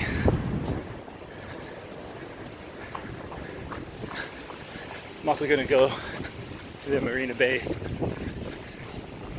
Try to look at the boat that's on those 3 buildings. Should be fun.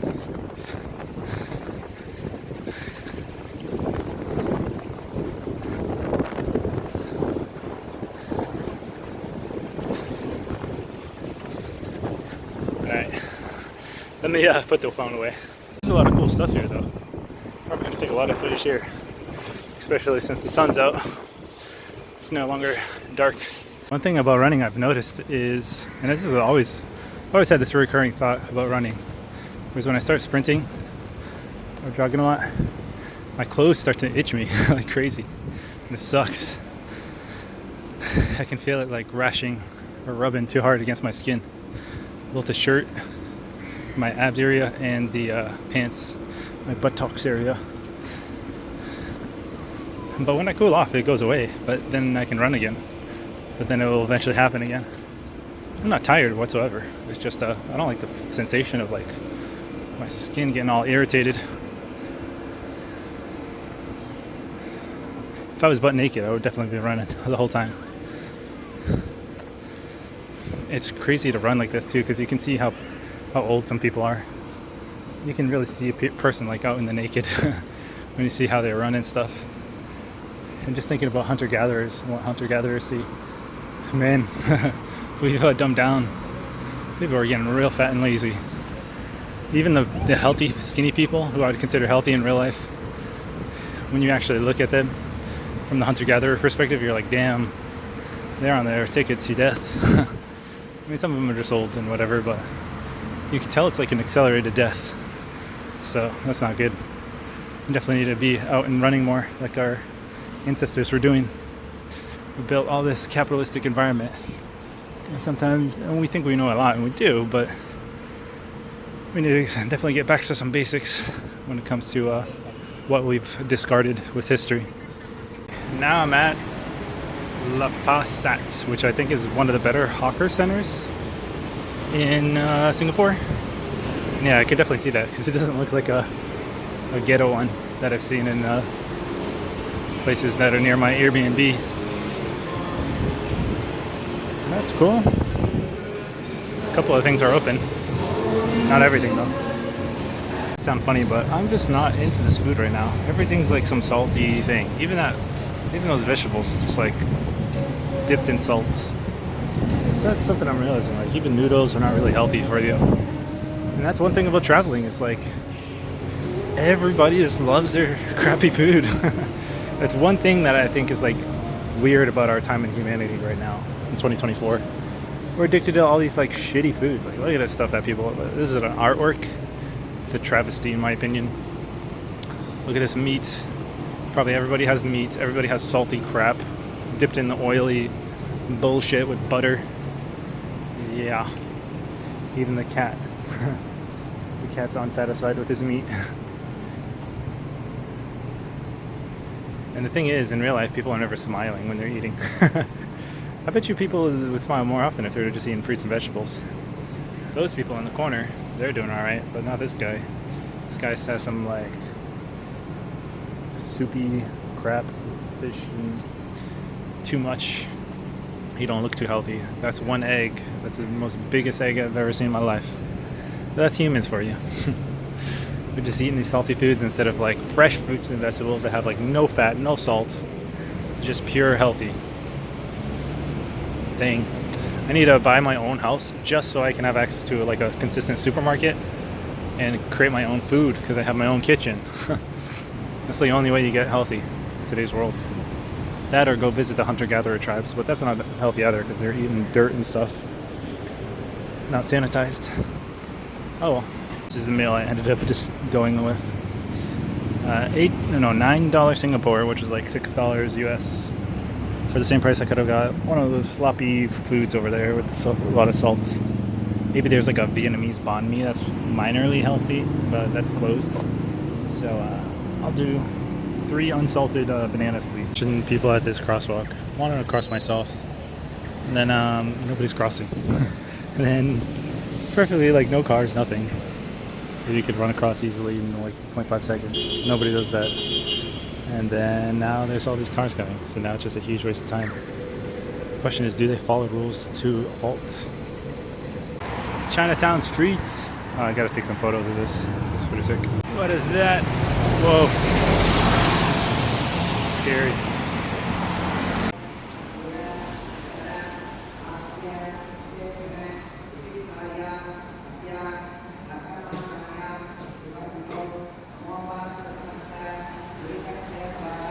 I have improper shorts on probably. Oh well. Interesting place.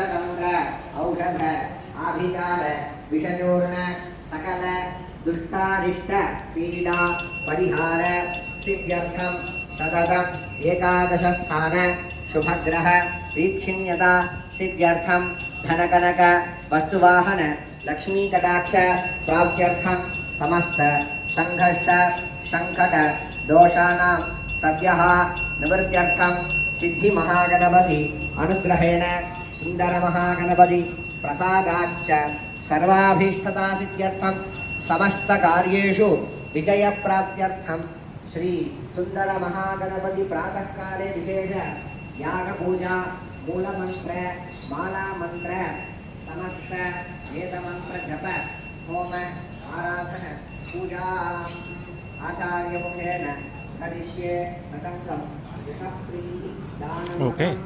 करिष्ये क्षतान्तरदो निरस्य I like the artwork, I guess.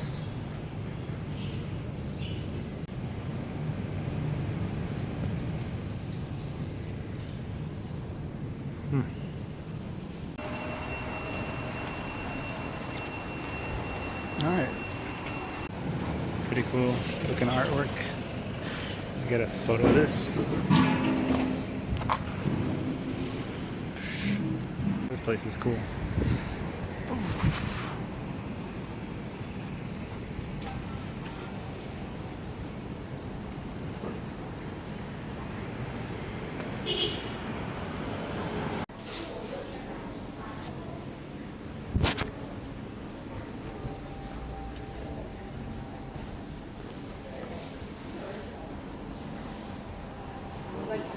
Is this free? Yes, free. Okay, I need a. No. Thank you.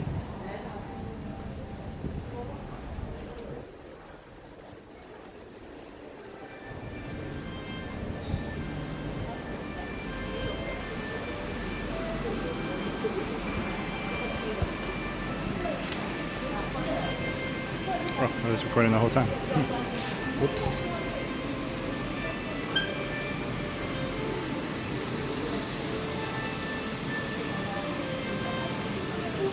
Kind of reminds me of church back at home, except much nicer. The churches in Massachusetts are pretty bare, but I like that. I like being the bare bones thing. I just need the book and the spirit. I don't know if it's against my religion to donate to other religions, but whatever. I don't feel like donating.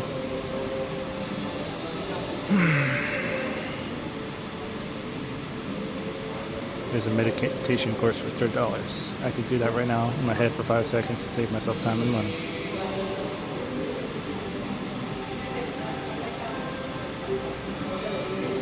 Done. And some orchard garden now.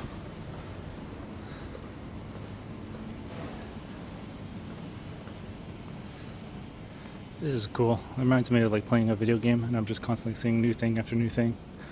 New place after new place.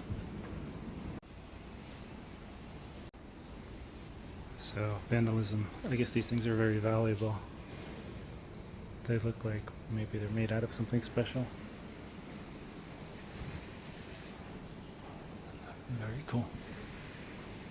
Okay, so I just got through the fourth level. It looks really cool, but no recording, so I'll describe it. It's basically like a golden place. Had a lot of like very fancy stuff, a Buddha, and something that they didn't want you to take any photos of, which I didn't, to respect the culture. And they had like 4 meditation stands. It was really trippy, but it was pretty peaceful, I guess. Anyway, let's see what else is here.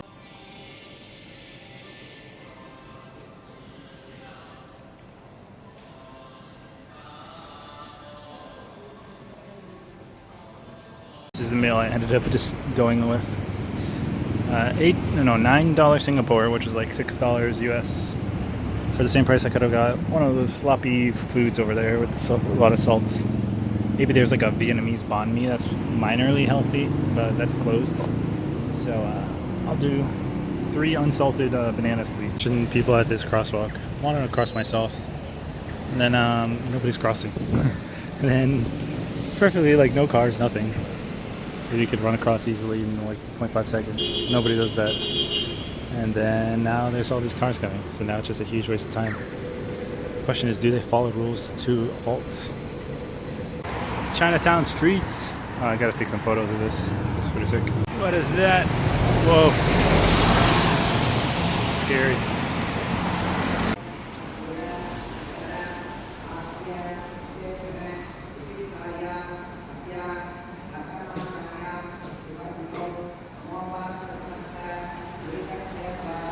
I have improper shorts on, probably. Oh well.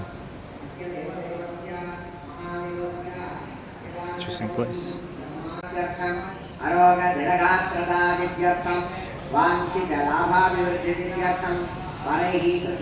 मंत्रतंत्र औषध आभिचार विषचूर्ण सकल दुष्टारिष्ट पीडा परिहार सिद्ध्यर्थम सततम एकादश स्थान शुभग्रह वीक्षिण्यता सिद्ध्यर्थम धनकनक वस्तुवाहन लक्ष्मी कटाक्ष प्राप्त्यर्थम समस्त संघष्ट संकट दोषानां सद्यः निवृत्त्यर्थम सिद्धि महागणपति अनुग्रहेण सुंदर महागणपति प्रसादाश्च सर्वाभीष्टता सिद्ध्यर्थम समस्त कार्येषु विजय प्राप्त्यर्थम श्री सुंदर महागणपति प्रातः काले विशेष याग पूजा मूल मंत्र माला मंत्र समस्त वेद मंत्र जप होम आराधन पूजा आचार्य मुखेन करिष्ये तदंगम यः प्रीति दानम Okay.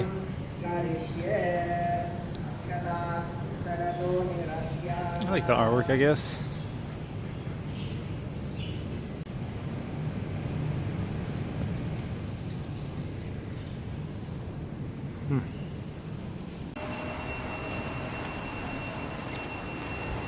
Alright. Pretty cool looking artwork. I got a photo of this. This place is cool.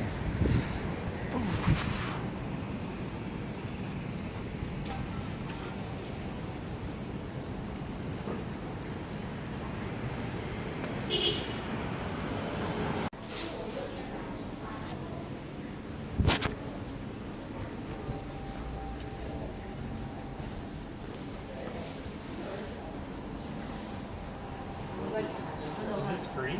Yes, free. Okay, I need a. No. Thank you.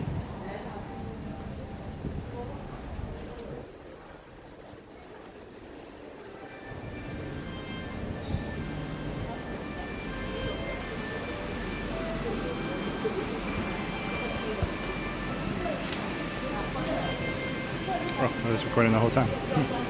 Whoops.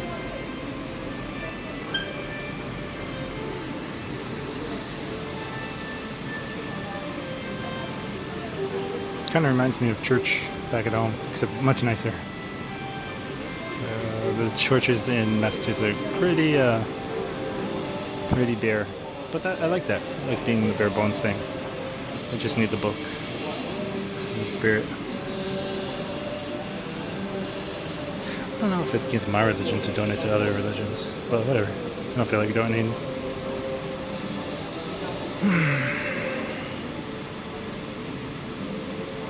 There's a meditation course for $3. I could do that right now in my head for 5 seconds to save myself time and money.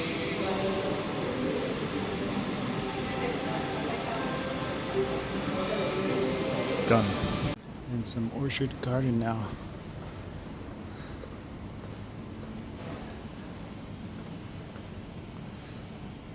This is cool. It reminds me of like playing a video game and I'm just constantly seeing new thing after new thing. New place after new place. So, vandalism. I guess these things are very valuable. They look like maybe they're made out of something special. Very cool. Okay, so I just got through the fourth level. It looks really cool, but no recording, so I'll describe it. It's basically like a golden place. Had a lot of like very fancy stuff of Buddha and something that they didn't want you to take any photos of, which I didn't, to respect the culture. And they had like 4 meditation stands. It was really trippy, but it was pretty peaceful, I guess. Anyway, let's see what else is here.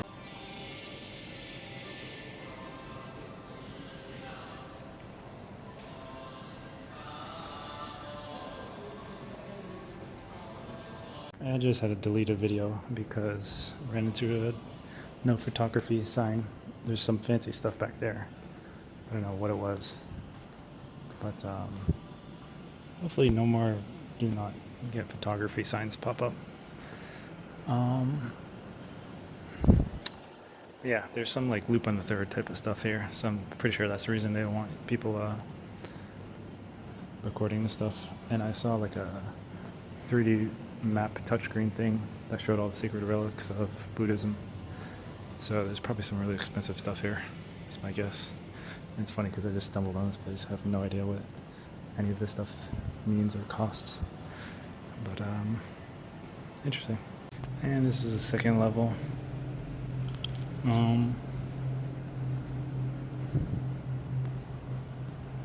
Any do not record signs? No? Alright. Oh, wait, what about shoes? Did I see that? Nope. Okay. Let's see what we see. Probably very expensive art. Very cool looking stuff here that I'm failing to appreciate because I'm just blazing through this place. You guys can read that if you'd like. I'll zoom in for you. Bing, bing. Maybe I'll read it later when I'm maybe rewatching my video.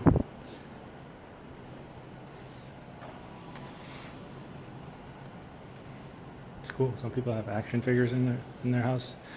I just have everything on a YouTube video. Celestial lamp, Japanese folklore.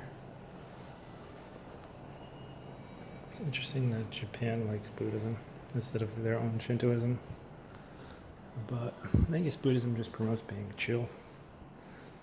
So I guess I get behind that. Alright, anyway, that's it for this place.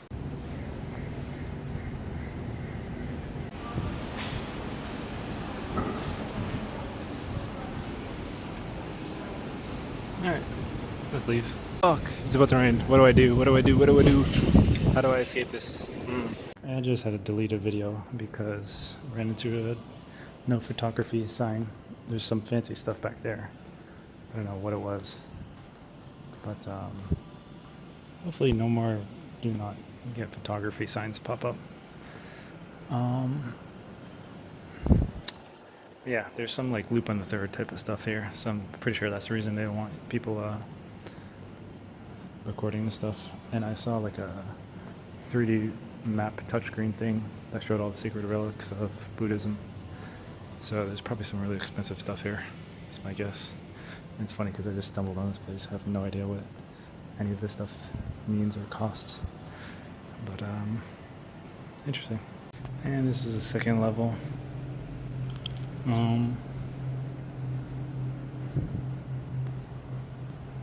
Any do not record signs? No? Alright. Oh, wait, what about shoes? Did I see that? Nope. Okay. Let's see what we see. Probably very expensive art. Very cool looking stuff here that I'm failing to appreciate because I'm just blazing through this place. You guys can read that if you'd like. I'll zoom in for you. Bing, bing. Maybe I'll read it later when I'm maybe rewatching my video.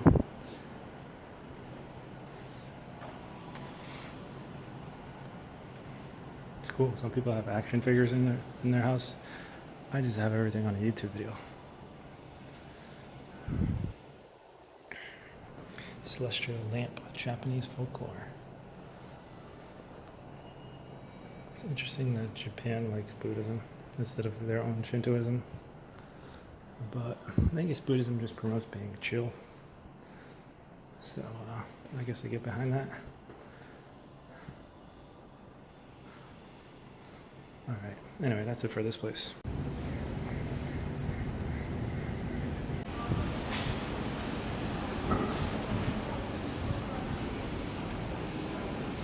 Alright, let's leave. Fuck, it's about to rain. What do I do? What do I do? What do I do? How do I escape this? This sucks. If I'm reading it correctly, it's going to rain all week. And it's going to be raining all day today until 4 p.m. Maybe a 20% chance of rain. I think that's what it's saying.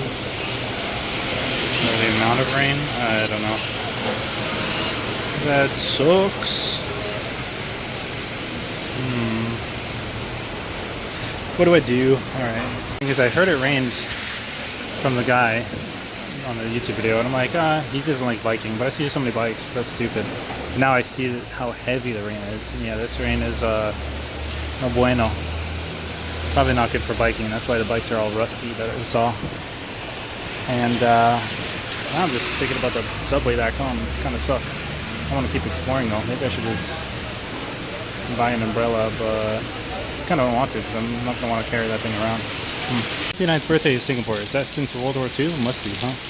Just when they gained their independence. I saw the same artwork in Medellin, and it's funny that it's just here in some random like part of the downtown area. No one paying attention to it. In Medellin, it's like huge tourist attraction. So that's just funny. The difference between wealth and not wealth. What is this place? Maybe I should just chill. I think they might have an umbrella here. Let me check it out. I bought an umbrella. It's like the first time in my life I've ever bought an umbrella. Just bought one at 7-Eleven. I figure the rain all week. It's gonna come in handy. And I was telling myself I was gonna trick it and just go to the garden and everything, but it's, you know, it's raining so hard I doubt I'm gonna enjoy it. I'm also getting kind of hungry, so maybe I'll just take a tea back and then sleep because I'm yawning, so it must mean I'm tired. Well, I'm not sure. Yeah, let's just relax for the rest of the day. I did a lot. Saw Chinatown, saw the marine thing. Time to just relax, go back, I think. I got an umbrella for next time. Yeah. I'm running out of cash and my ATM is not working. Sucks. Been here 3 days though, so $150 in 3 days. Plus all the Airbnbs, probably like 200. Not the worst, I guess. I don't know. But yeah, $20 for like 2 sandwiches, Vietnamese. Kind of a scam. But they look good though. Oh well. We have these really long walkable tunnels in Singapore. I've been walking for like 10 minutes. And it's still going. And it's actually going to lead me to the place I need to go. I wonder if this even goes to the Marina Bay thing. Probably not, but maybe. Who knows? This place is huge. And to think an underground tunnel like this exists in a city is pretty... That's a huge thumbs up. Because I definitely see a huge use for tunnels like this. Just walking and just getting to your destination. No bullshit in your way. I'm back in my bunker.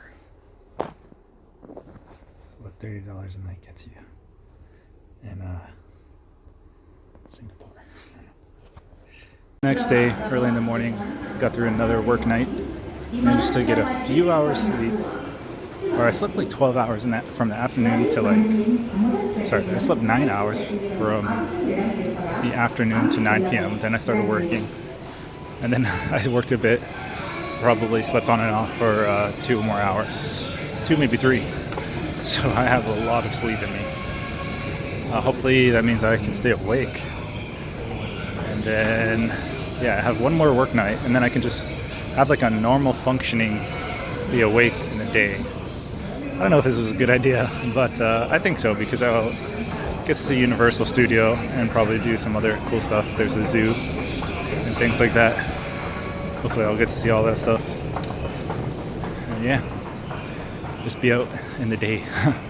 It's been kind of cool waking up super early and seeing like yeah, just like or staying awake throughout the night and then seeing the sunrise. That's a pretty cool experience. It's definitely like a new way of living. I probably should have been doing this way more and just kept my time clock the same as it is in USA. But for some reason I wanted it to be different. But I don't know if that was a good choice or not. I kind of like being awake in the morning, but we'll see. I'm here early, I guess, because I don't see anybody here. And I just got off the train. The train cost 80 cents to get what would have taken me like 40 minutes. 80 cents is pretty cheap, way cheaper than the United States.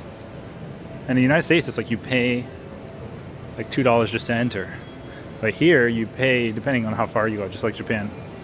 And I like that method more. And here we have a casino. It's weird though that the train station just leads you into a casino, leads you into a shopping mall, which I'm not complaining about, but I'm not really looking to spend. Maybe I'll buy some new clothes. I think my clothes are getting a little worn after like almost a year of travel and exclusively like just 10 clothes. But yeah, I don't even know if I'll enter. Let's see how far I get. Can't enter. I don't even want to enter. Well, I can't enter. I need to show them a copy of my passport, which I have on a photo maybe. But I don't feel like entering anyway. Let's just move on to this place. This is like, I see some Gucci's right there. And one day I was like spending a lot of time looking at Forbes rich list, and the Gucci guy, or was it Gucci? Some other like fancy thing like that. I think it's the owner of Gucci and all these other companies, like Prada. I don't know. Basically, one of the wealthiest people in the world. Coming here feels like I'm playing like a. It almost feels like I'm playing PlayStation 1 for the first time, and I'm like running around the mansion in like Lara Croft or something. I'm just like, where is this place? It's a weird sensation.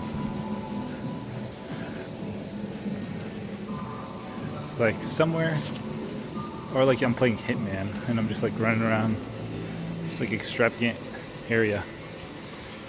It's pretty funny.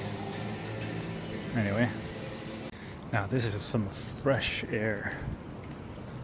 Man, oh, check out that Apple store. Maybe I'll check that out. It looks really cool. I just want to go in just for the ambience or the aesthetic of the building. But yeah, it's so fresh, like some fresh ass air right now. Damn, this might be the freshest air I've ever inhaled. How's it so fresh? It feels like a misty ocean, but also just like dusk, greenery. Dang, this lady doing yoga. Speaking of which, I should probably try to do a calisthenic workout because I couldn't get into the gym yesterday, and I skipped out on like 3 days. No, today's Thursday, right? Yeah, 2 days of working out. Oh, hold on, I'm getting a phone call. I don't know if you can see this, but there's a sea otter swimming, bobbing its head up and down. No, shut up. Oh, there it is.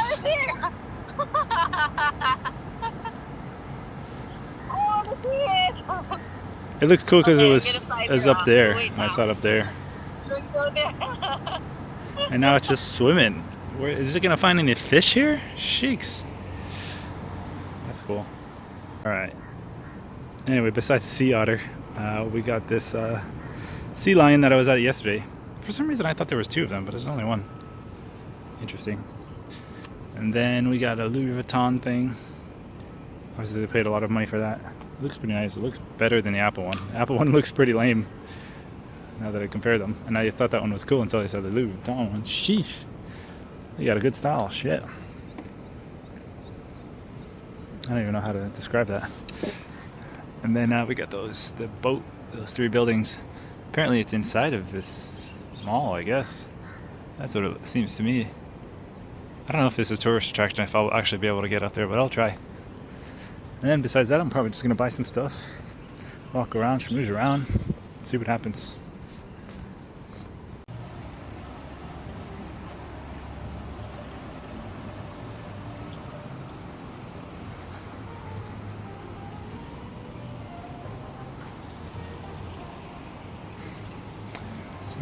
So, I got as far as I could with this observation deck, but apparently it opens at 10. One thing that sucks about this place is everything's opening at 10, everything's closing by 5. Gives you 7 hours. To be honest, I'm falling asleep within 2 hours of that. So it's like, today I won't though, I don't think I will. But it does suck. I mean, I probably should, if I can. I'm gonna have to wake up at a weird time and fall back asleep during work. Yeah, it sucks that everything's opening at 10 a.m., closing at 5 p.m. Only 7 hours of operation or something. So very weird. Probably closes at 6 p.m., but it's still no difference for me because I'm still sleeping. Damn. Or I should be sleeping, hopefully at that time. It's only 8 right now, so I could wait like an hour and a half for that to wake up, open up. Maybe I'll read a book or something, I don't know. Not a bad idea. I might also just go to Universal. Probably gonna sit down and plan this. Yeah, just on that side. And now I'm on this side. I think I was on the correct path there, but it sucks. What do I do? Guess I'll find somewhere to sit and plan that.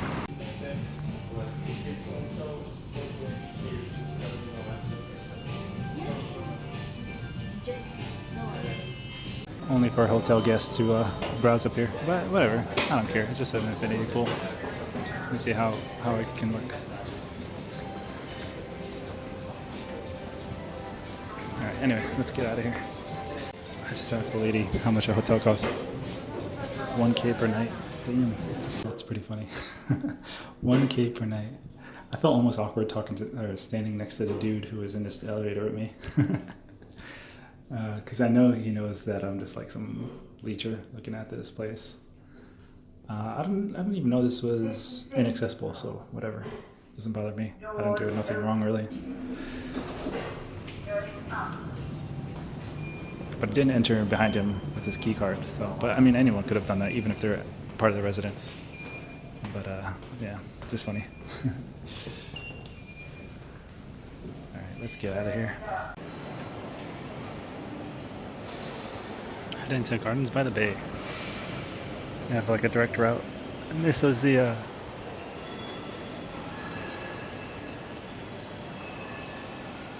yeah, very cool. This is it where the towers are. And yeah. This is the kind of skyways I was thinking about when I heard about Singapore. Now this is gorgeous. This beautiful skyway with greenery connecting to like another side. Beautiful architecture, buildings in the distance. This is what I was imagining. I think when I saw like videos on Singapore, I probably saw this. So yeah, this part of Singapore is much nicer. So this is the Marina Bay. Marina Bay, it's interesting because like Marina Bay, much more upscale than the other parts of Singapore.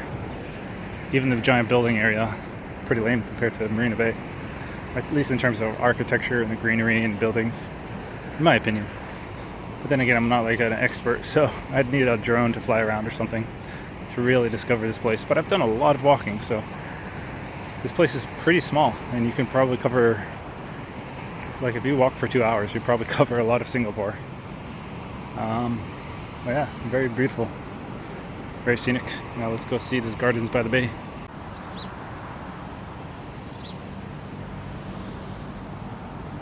There's ticketing. I thought this was public. It looks pretty public to me.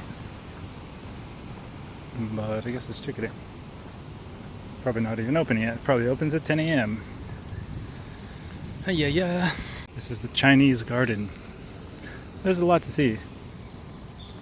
I think, I met somebody who said Singapore is very boring. And not giving Singapore the credit. I met the wrong person because I'm having a great old time. Maybe I'm a little weird, but after coming from places like Laos, this would be like a national treasure in Laos. Yeah, this would definitely be a national treasure. Easy. And this stuff is all over the city. So, I mean, not all over, but like, per capita or whatever, per square foot of capita, there's a lot more interesting stuff in Singapore than there is in Laos. And that's for sure. So it's a kind of distant. It's always like a girl that thinks it's like boring. But then again, they've never been to Laos, so they don't know what the heck they're talking about. Oh well.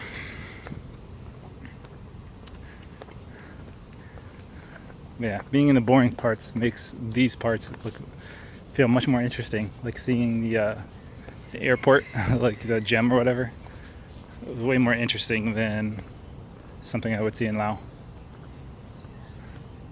They even have more Buddhism stuff. They have a lot here. Feels like a very condensed place. A lot to do.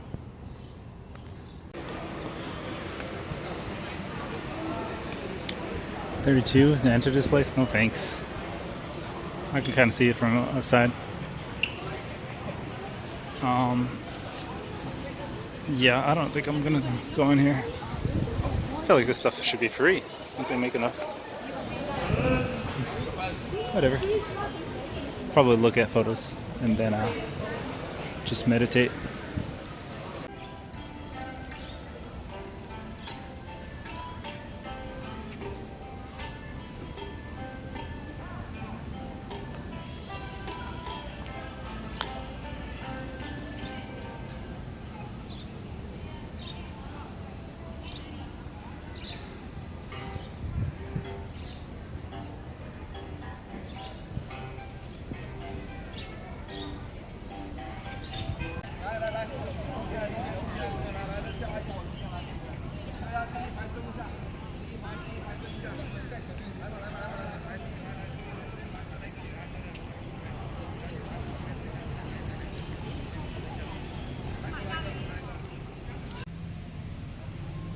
This reminds me of the aquariums in Japan.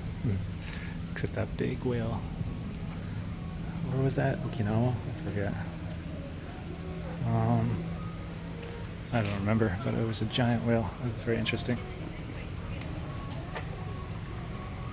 Which way do I go? Also, I forgot I have to go to Botanical Garden, which is not this one. But being here reminded me I need to compare that with Singapore. But then I don't think I have enough days because tomorrow I'm going to go to the zoo. Then Saturday probably Universal, unless I go to Universal now. I could. It takes an hour to get there. And I don't know if I'm going to be awake. That's why I want to go right away. I don't know.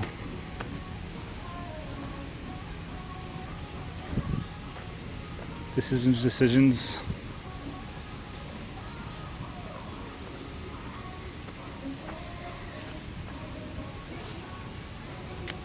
My gut is telling me it doesn't matter.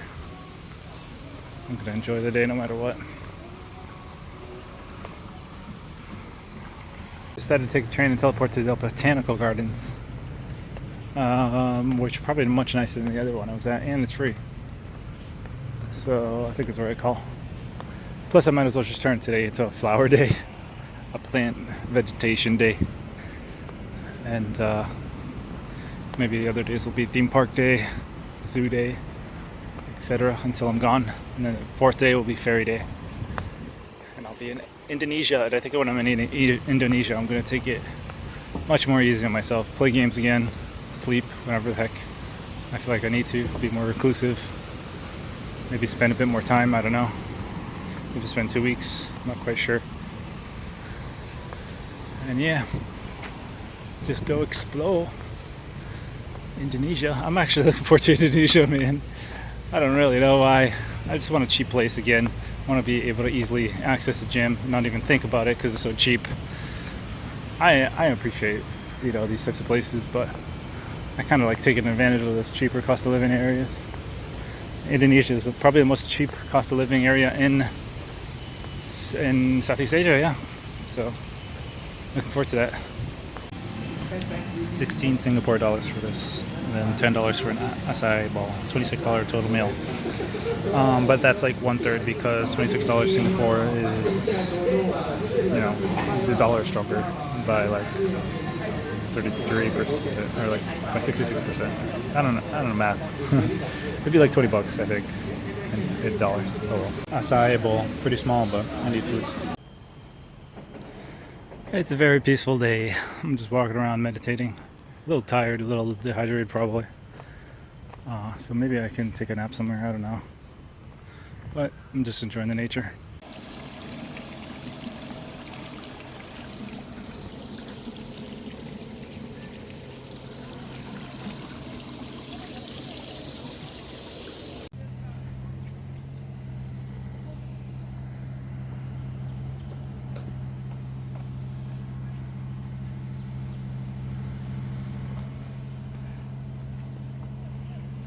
Beautiful, and they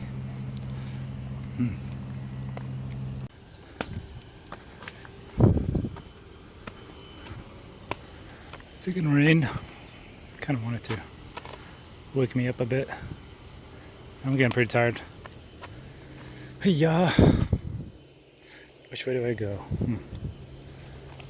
Let's just go this way. There's a gazebo. I'm hallucinating. I thought it was gonna rain. I swear I saw some clouds. I guess not. Said it was gonna thunderstorm. Hasn't even dropped an ounce. Look at me, I'm using metrics. And I'm an American. That's a weird shit.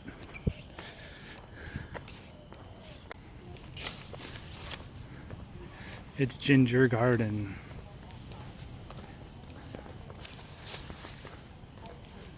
It's boring.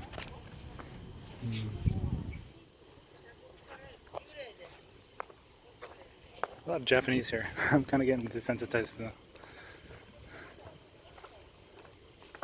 They're just like, oh, it's so beautiful. I'm a Japanese girl. I love beauty and nature.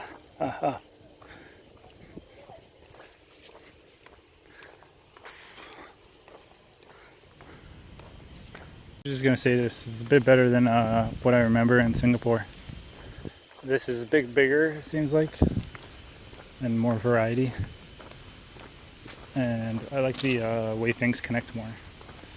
In Singapore, I could like know where I was too easily. Here, I'm definitely feeling like I'm lost, which is a good feeling.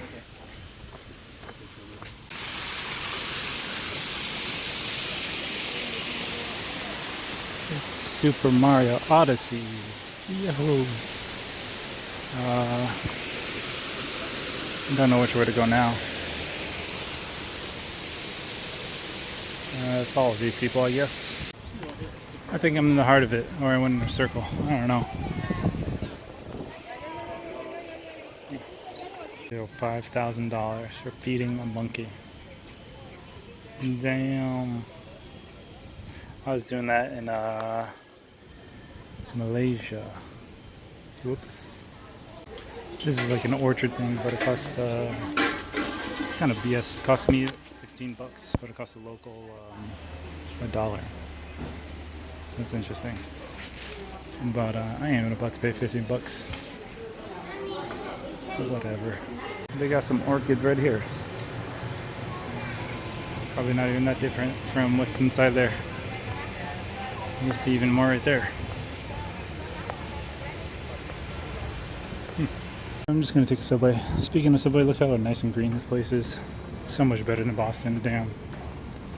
It's like insane how much better it is in Boston. This is something I'm gonna probably think deeply about later in terms of where I want to live, but I don't think I can easily live here with the regulations and bureaucracy, but maybe I'll look it up. See how a first world country does with you know, I think they're very free market as well, so we'll see. But I have a hunch that it's not so easy. Something was telling me to head back to bed. Probably I'm tired, so I'm gonna listen to that. Yeah, I'm also reading a book that's trying to say listen to your intuition even if it doesn't make any logical sense, which is actually kind of difficult for me to do. This is my life. I've been living with logical sense, but recently I've been more of a fan of going with my gut. And I think the thing about going with your gut is you always feel right, so even if your logic is off. I think the thing about your gut though is it actually is like it's combining a lot of your intuition or logic and giving you the answer that way. So I'm gonna probably meditate on that and then think about how to go with my gut in terms of my life vision. Also, I just was thinking of something. I was looking at the map and realizing that Singapore is right on the equator, which for most countries is a really bad thing. When it's hot, that's not a good thing for GDP. But for some reason, Singapore is like leagues ahead of everywhere else in the world that's like near the equator in terms of boosting its GDP. And there's this like book called Guns, Germs, and Steels, which I couldn't read. I got like a quarter of the way through and I was just like, this is bullshit. This book sucks. And it's not true. That's just what my gut was telling me. It's like some liberal author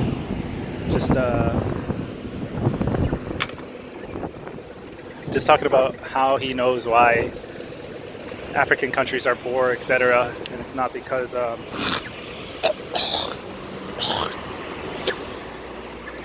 he's basically like, it's not because of what you think. It's about the hemispheres and the land and the agriculture and I don't know. It's just like bullshit. It's like pure bullshit. Because here you have a country, right? This country is hot, humid. It used to be nothing, right? And now look at it. It's like a first world nation. It's on the equator. No different than really Africa.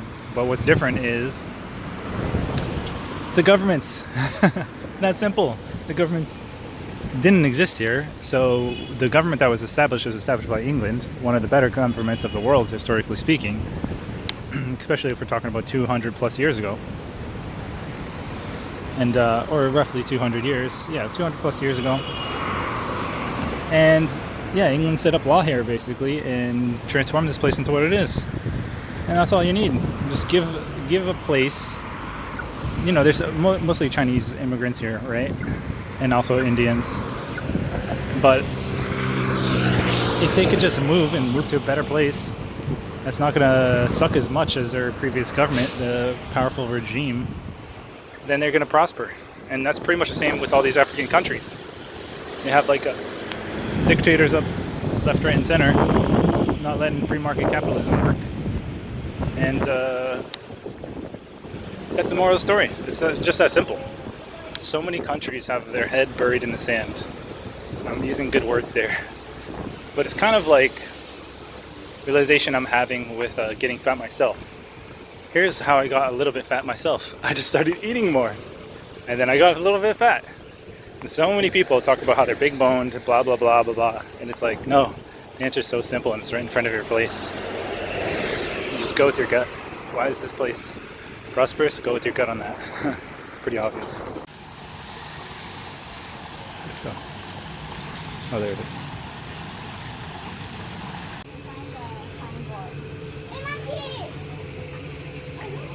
Check out that monkey. That's cool. It's cool to see this stuff in real life.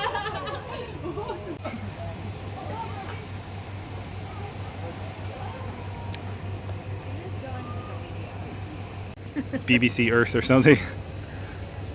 I don't even know what those are. I don't know what those are.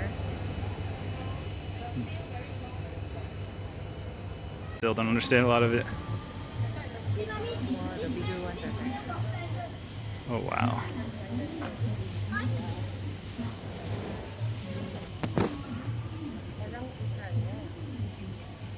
Does exist with other people, with other animals as well?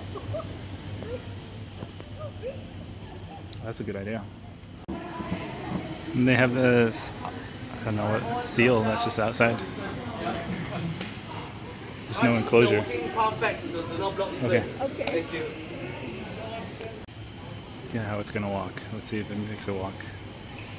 It's so like obsessed with the food. It's kind of the same way they. Oh, it's a sea lion. Yeah, you're right.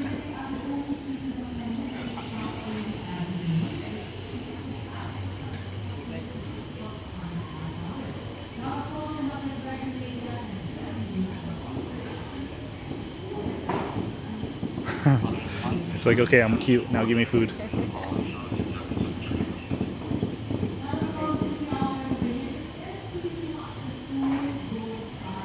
Right, don't mind, just hit a puff.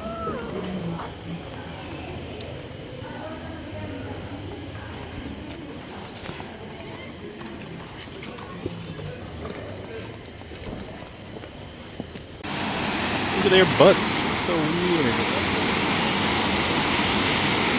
It's like they got a disease.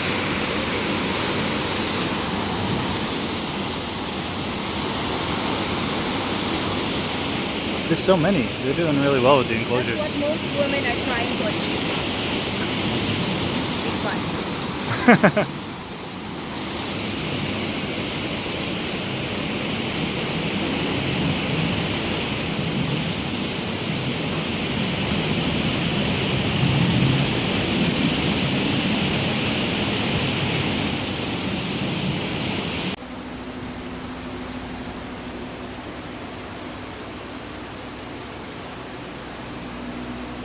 Look at this guy. He's thinking about like, is this what I'm doing every day? He's a Stoic philosopher. Yes, this one.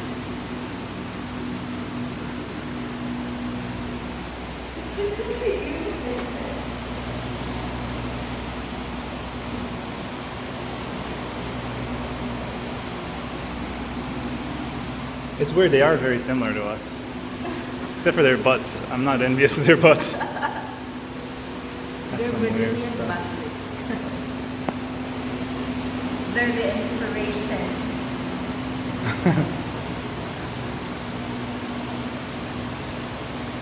There's so many monkeys, it's cool.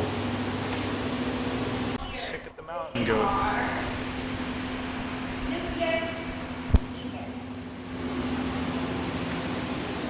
Oh my god, that's Madagascar movie? Oh, The I like to move it animal? is that like Disney? I don't think I've seen that. Oh I think it's in The Lion King though. think they have No, these. it's Madagascar. Oh, okay. I've seen a lot of documentaries. They're good at detecting where lions and stuff are. And then they give like a warning call when they see something. No, I think this is the I like to move it animal. So when I see one, I like to move it. You see? It's like, what are you doing here? How are these related to elephants? Wow. They look such like a rodent. They're more related to rats, right? Rock hyrax. Babies eat adults' poo, the bacteria, to ingest plants and matters. Plant matters. Weird. Another one from Papua New Guinea. Where's the turtle? You afraid of predators? What? This bird. Southern cassowary. They have a horned head. It's very beautiful here. They're gonna go boxing with each other?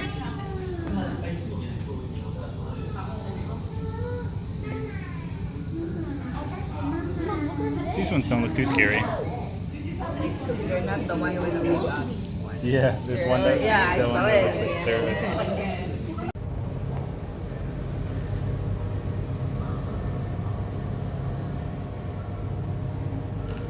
Looks like there's only two though.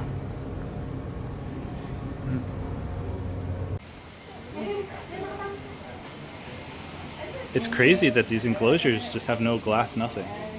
Where? The enclosures look so open. Yeah. I wonder if they've ever struggled with the animals climbing out. You're probably not gonna jump. I think so. It's kind of lonely though when it's just one. It's not just any pig. Look at these horns. It's kind of smelly. Wait, where's my portion? Oh, they got rid of the horns or something.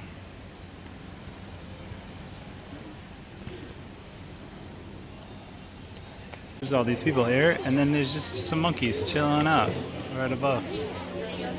That's pretty cool.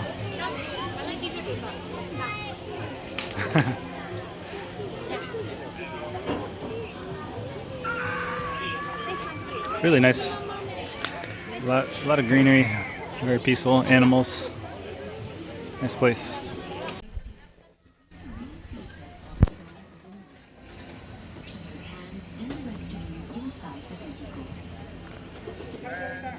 Look, it's like the Lion King. It's the little bird on his back. He's angry. He's having a tantrum. That's cool. He's having a tantrum.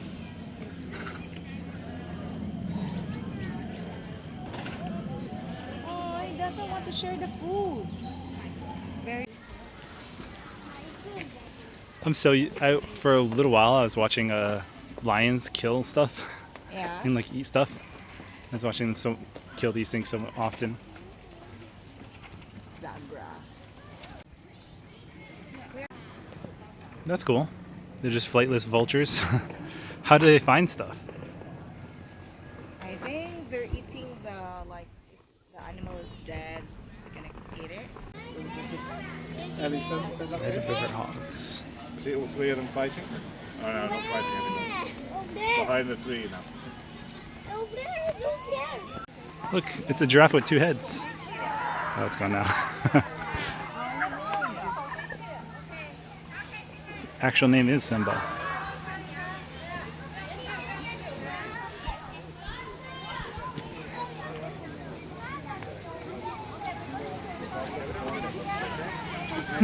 That's an interesting way to feed them. Little kids. Look at all the monkeys.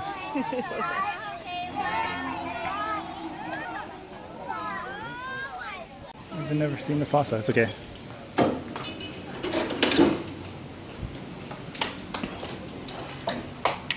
What is this? It looks really.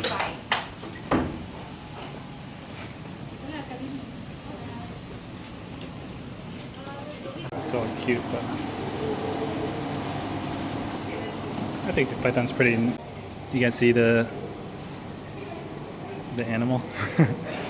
It's right there.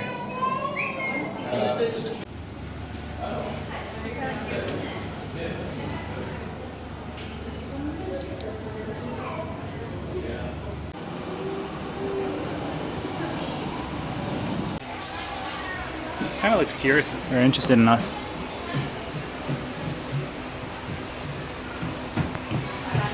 Look at their like this one.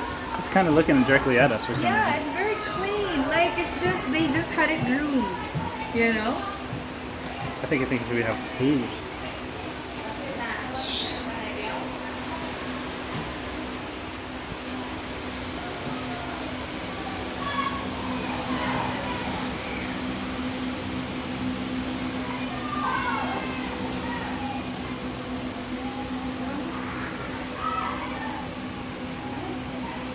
Okay, there should be a frog and a leaf turtle. See a leaf turtle? It's right there.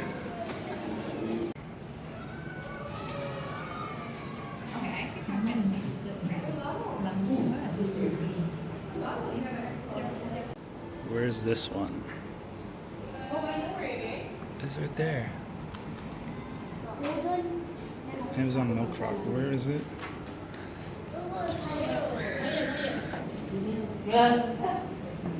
See it?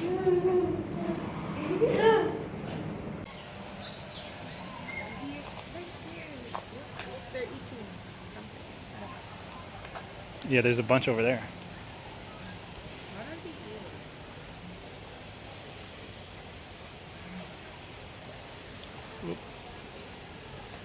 And I'm scaring them away.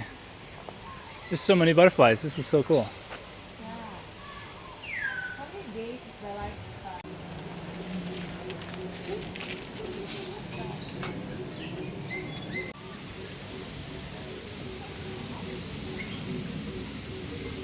I don't have an energy.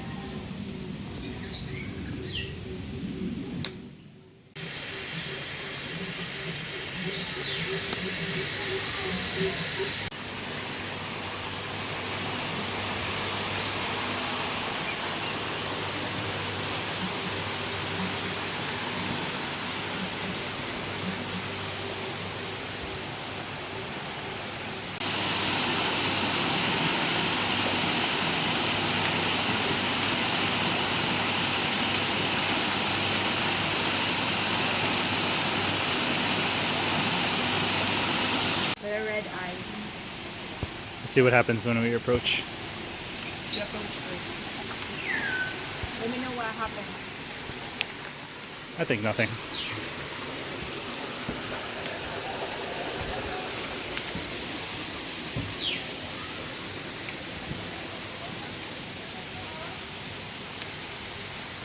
You know, they're from Madagascar, so I don't think they have like a survival instinct to run away. There's no predators in Madagascar.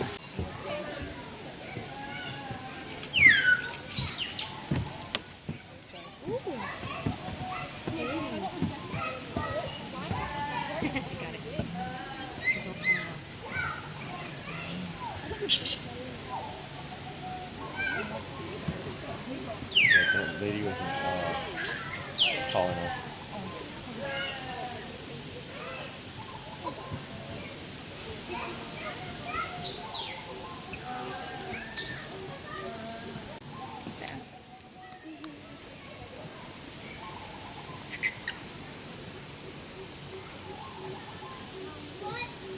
Oh my goodness, there's so many animals. This is amazing. It's like the best zoo. He's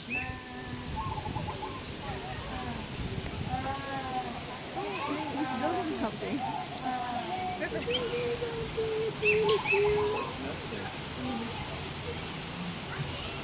In just this one area, there's so many amazing animals. So close.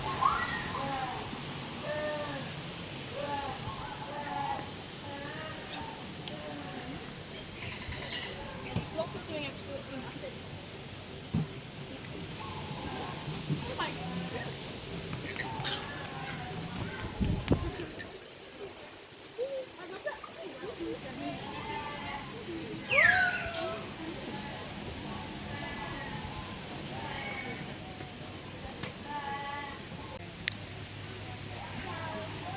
like he's so done with everything.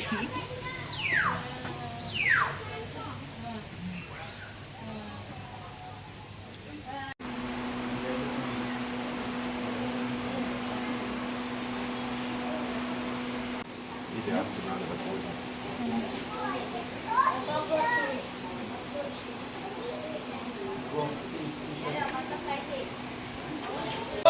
We are ready? Come on guys, let's have him out. Come on Josh, show them what you do. Come on Josh. Woo! Good boy. Almost there. And great job, boy. How about you jump on for George, everybody? Great job, boy. Hey. And coming right up, let's not forget his best pal. It's Katie and George. And let's welcome Becky again, and she also goes. Alright, so all three of them were actually involved in an illegal smuggling operation from Malaysia. So the authorities actually rescued them, and of course the zoo adopted them to our loving family. And we are missing one more star, right guys? Alright, so can you remember who was that? Elf, that's right. So let's welcome King Elf. Alright, so let me share with you a little story about Elf. Well, he was actually found with his sister, Pixie, as a kitten under a HDB flat, all by themselves. So one of our zoo staff actually came across them, rescued them of course, and adopted them to our loving family. And our stars here would like everybody to bring back a very important message, and that is, adopt, don't shop. Adopt your new best. Some chimpanzees.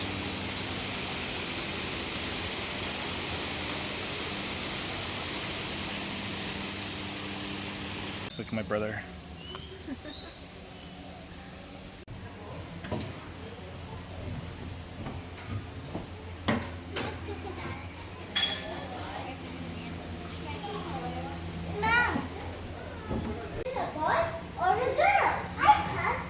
Oh, there's a crocodile.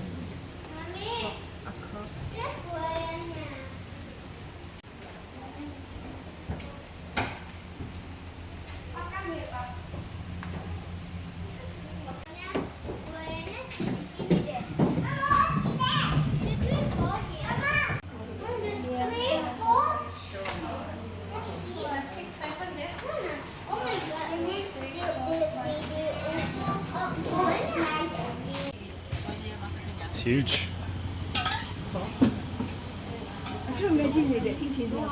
Body is big.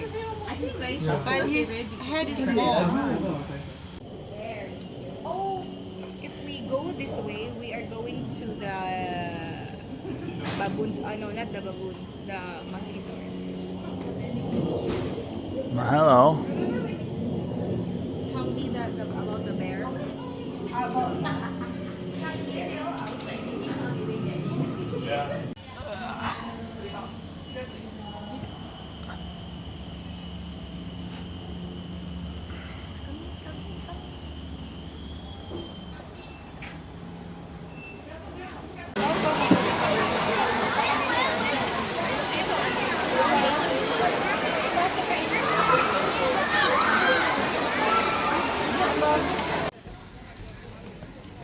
I have much better elephant footage in Chiang Mai.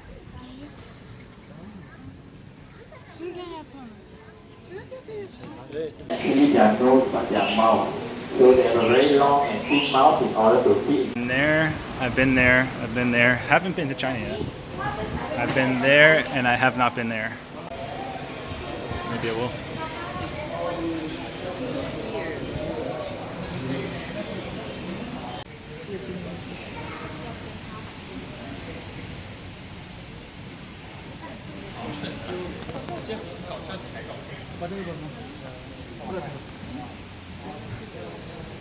I think Chinese people love the panda. So nice to be looking at them just eating and sleeping the whole day. Like they're pigs. I feel like I'm playing Pokemon Snap. It's like a Cute guy over there.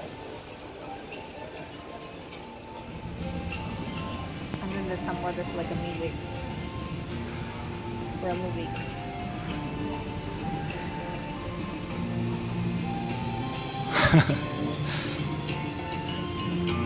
This experience is definitely reminding me of a Like what? Like in? a video game called Pokemon Snap. What's that? It's like you're in one of these things and you just take pictures of the Pokemon.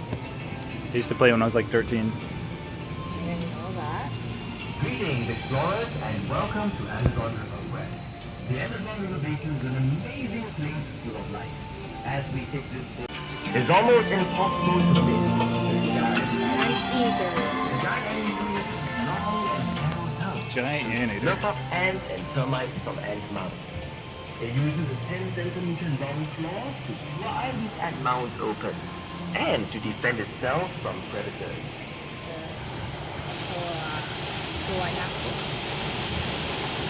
Is that a deer? It looks like it. Oh, It's okay. I think it's not. We're not gonna get wet. we're gonna I get hope. wet. I hope we're not. Oh God.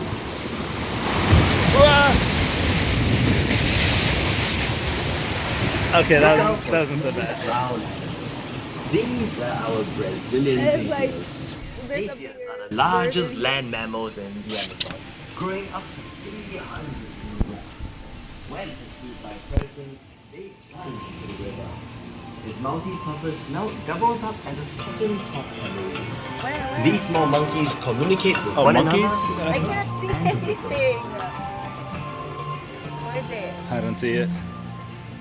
I hear it. Oh, there. Yeah, I see it. Ooh, that one. Jaguars are the largest big cats found in the Americas.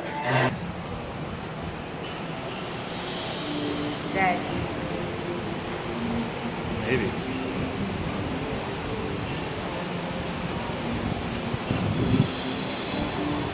There's another slope.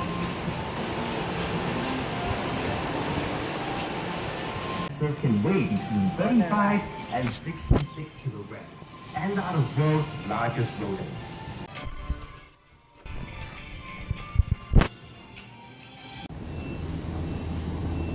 Yeah, I feel way more connected here than any other zoo.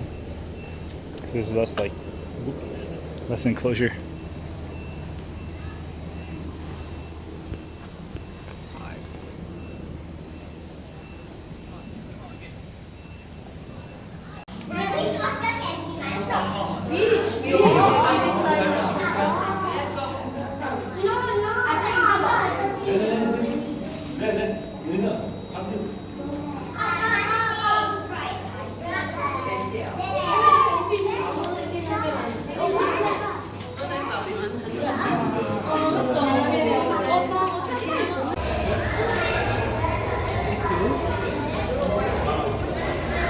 It's another beautiful day, and I'm still in Singapore. I'm going to Universal to put the cherry on top of this 1-week adventure, and it's been pretty good.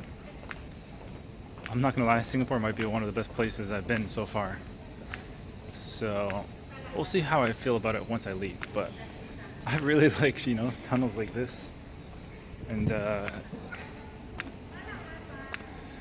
it beats walking in like the heat of Laos and going to like a vegan restaurant where it's like you see child labor, and then it's like they're speaking some weird foreign language.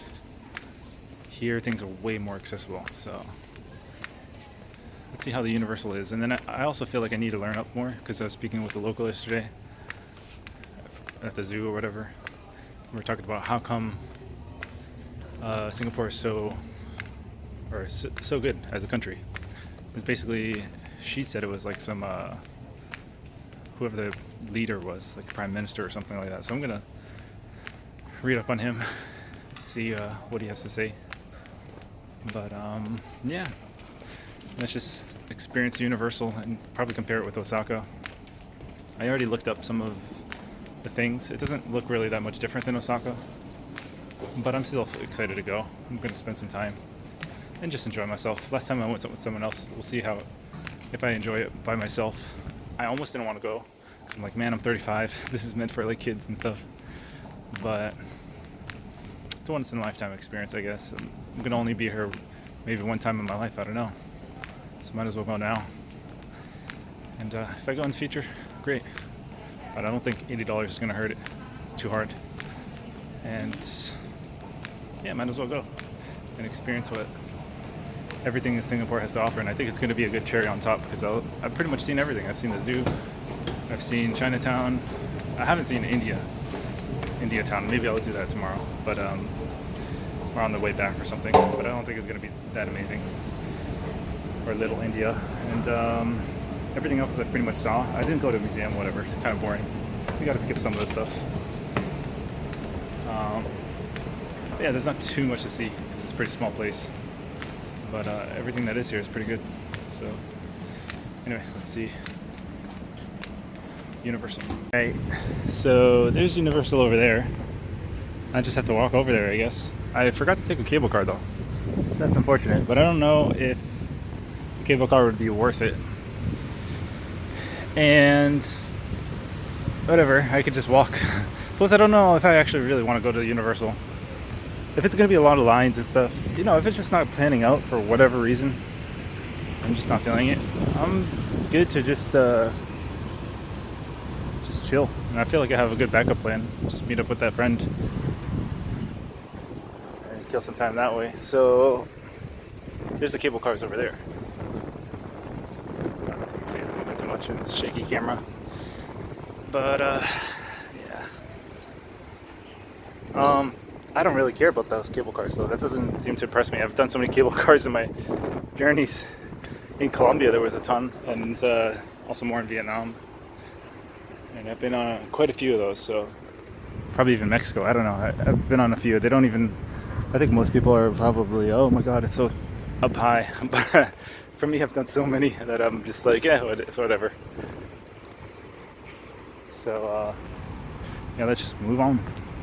Okay. Shit, there's a lot of people. I don't know if maybe I should just buy my ticket online, so I don't have to sit in no queue. But I'm kind of lazy. Let's just see what the ticket looks like first. There's the Universals. My ticket, it took not too bad in the line. Maybe it lasts like 10 minutes, but it's easier to do that than go on my phone and type in my credit card and all that crap. So I'm pretty satisfied. But yeah, these lines are falling up quick, so let's see if I can actually get on a ride. Okay, I'm inside.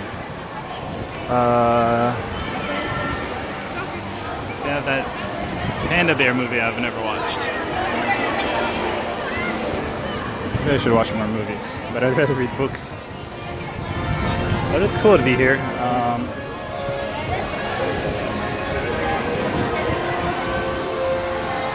I would say this kind of feels like no different than watching a YouTube video with it, but in real life you get exercise, which is good.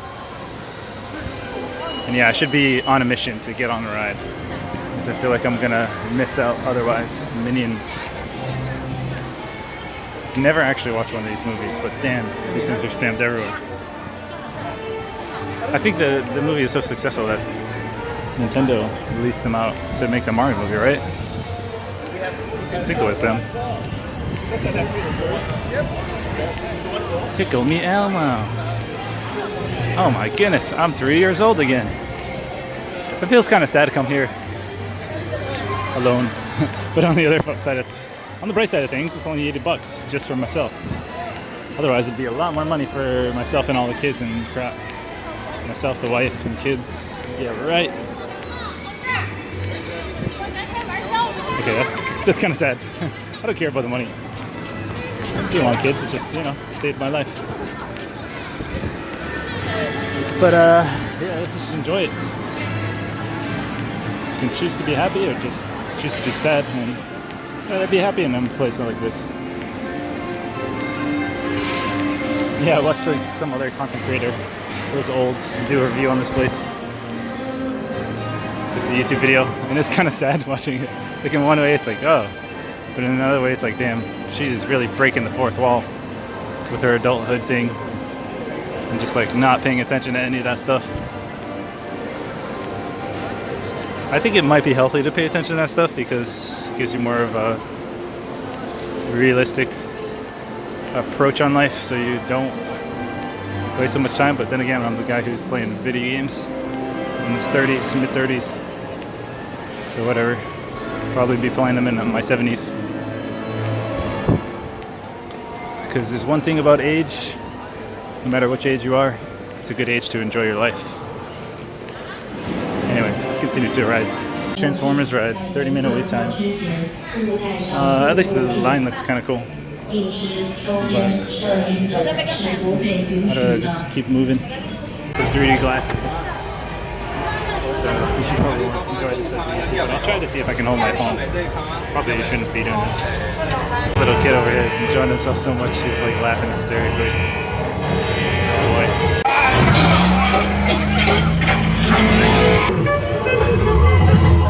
Evac, report in.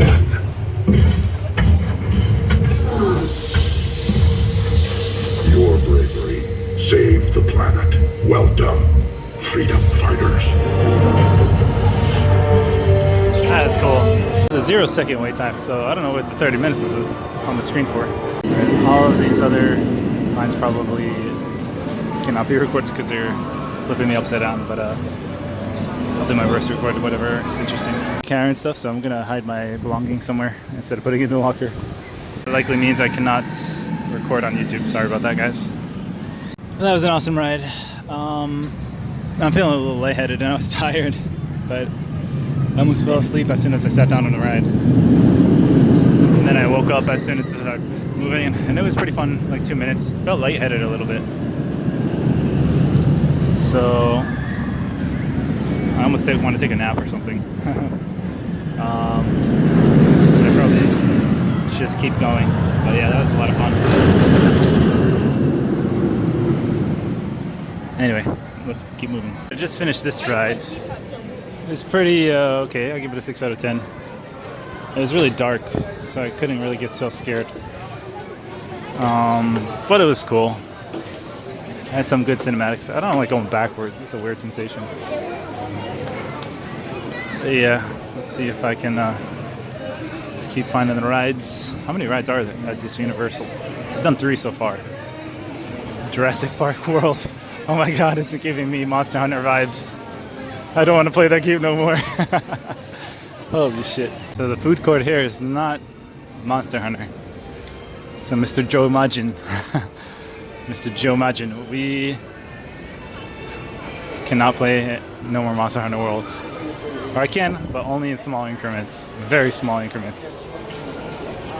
So I'm very happy we went to Osaka Universal because Monster Hunter World was a pleasant surprise, even though no Nintendo World. But here in Singapore, they don't know what Monster Hunter World is. And thank goodness, because that game takes a lot of time to beat Fatalis, all those, and Elatreon. So I'm good with that for now. Yeah, thank you for the Monster Hunter journey. But I'll stick with Jurassic Park from now. According to ChatGPT, I've already done all the fun rides, or like the extreme ones. The Twister one was pretty extreme, I guess. The Mummy one was also fast, but not nearly as extreme. And the Transformers one, I don't even think that was extreme at all, but that's what ChatGPT said, so these other ones must be really lame. But this Jurassic Park one's gonna get me wet. So I might pass on that. Plus the lockers are not being free. So I'd rather just walk around and explore. People watch and see what they got here. We're gonna try Puss in Boot. It looks considerably less lame, or more lame than compared to those ones I was just on. Guess I can record this. I was not able to record, but that ride definitely did not deliver. The other rides are far superior compared to that one. But at least I did it. And it's cool to see the drop off in the quality. This is like a budget one for people who don't really do roller coasters, I guess. But whatever. I guess I pretty much explored all the good ones. Yeah. I think I'm just going to take the day slowly, maybe take a nap or something. That's it for rides. Honestly, I think I'm just going to try my best to appreciate the day, appreciate the artwork and everything, appreciate this architecture, and yeah, probably just head out early. It was worth the $80 that I spent for those 3 rides alone. yeah, we'll see what else I find. This one looks funny. It's another like Transformer one where it's like puts you in a ride and kind of moves you around. Sounds pretty lame, but maybe it's good for little kids and stuff. I like the artwork on this one. I like the castle. Castles in general like this are a rare sight in real life, even if it's a fake, whatever. I heard a story on the internet. Some guy made a castle and then was forced to take it down. He spent like 2 years making a castle by himself. He was forced to take it down because of land laws and stuff. Sucks. But that's the world. What I want to say though is if you compare, I don't know if I said this already, but if you compare Laos's carnival thing that I saw in the capital to Singapore's like Universal, it's a night and day difference. However, Vietnam's whatever that thing is with the hands, they have their own like theme park. I'm not gonna say the rides were better than this, but I don't think they even had rides, did they? I don't know, but I don't remember. I have to check the footage, but that was a really nice experience. The Vietnam somehow like kind of capitalist, even though it's like communist. I don't get it. But yeah, that might actually outdo this because it was so big and it was actually kind of like nice seeing everything. I think we came late though, so I didn't get to go on any rides. But the rides here for sure the best. But Vietnam's like architecture blows this place out of the water. But they kind of cheating because I remember I saw some clone fake stuff or whatever. So props to capitalism on this one. I think I prefer capitalist countries. However, capitalist countries are weird in their own regard because, let's just say, there's less incentives for a family to function in a capitalistic society because people get too good quality services and products that they become addicted to vices or something and they stop caring about their families. Not all, but also the families here seem kind of like placid, or like they don't struggle or something. Word like that? I don't quite know. But yeah. But I guess it's a good thing in some ways. I don't know. I need some more time to reflect. $16 for a wrap. This is the line for Waterworld. I never did this when I was in Osaka, but I don't know if I'm gonna have time because I want to meet somebody. Well, maybe. The line seems to be moving. It's about to start. Maybe I can just see a bit and then exit. It's pretty cool. I got in at the right time, I guess, but I still don't know if I want to watch this whole thing. I want all of you to be as loud as you can and let them know they are not welcome here. Can all of you do that? Yeah. Smiling one world in a team effort. So always. Good job.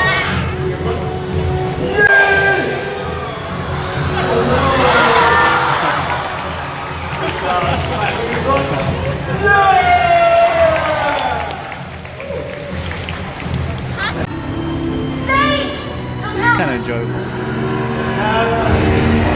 Oh, it's so good to see you alive. Just chill and relax. Your eyes on this. Enjoy the show. This is pure done. How did you come like this? I've been to Thailand. Thailand is a myth. London. I've been there. It's our nation. We can all spend new lives in Thailand, but we have to hurry. The enemy smokers are after me. Smokers in the distance. Battle station!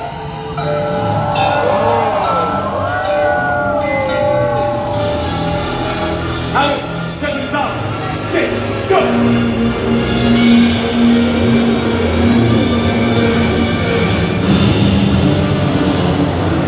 Seaplane! It's a seaplane! Hey, back! Where's the seaplane?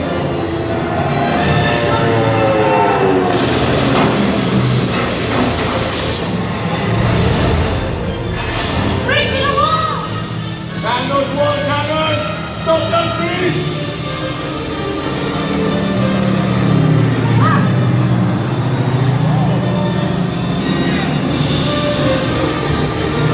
Hey!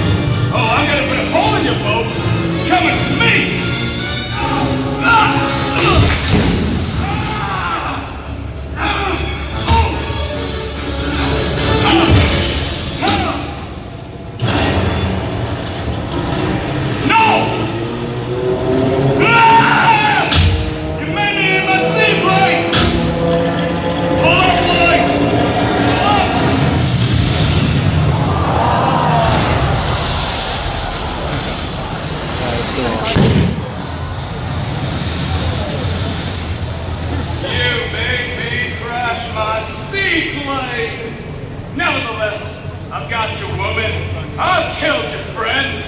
Who's gonna stop me now? You? I don't think so. You don't have a leg to stand on. I think the Waterworld's over the birth of a new nation. Drumland is my destiny. Hey, what?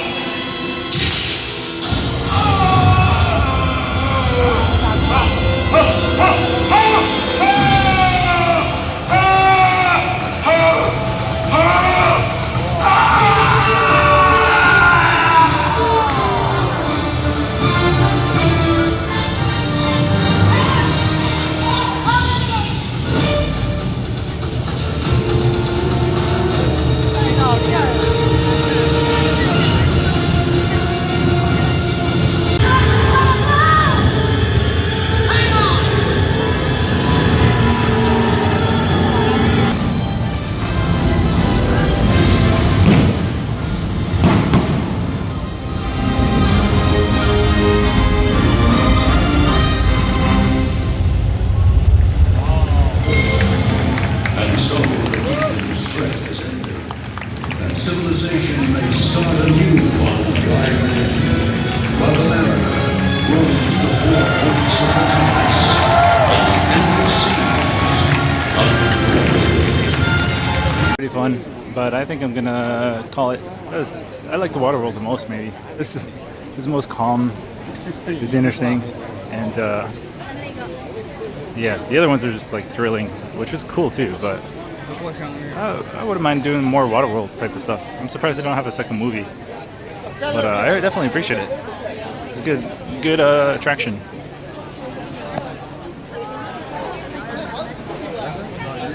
And with that, I guess I'll call Universal over. Just peaceful architecture here.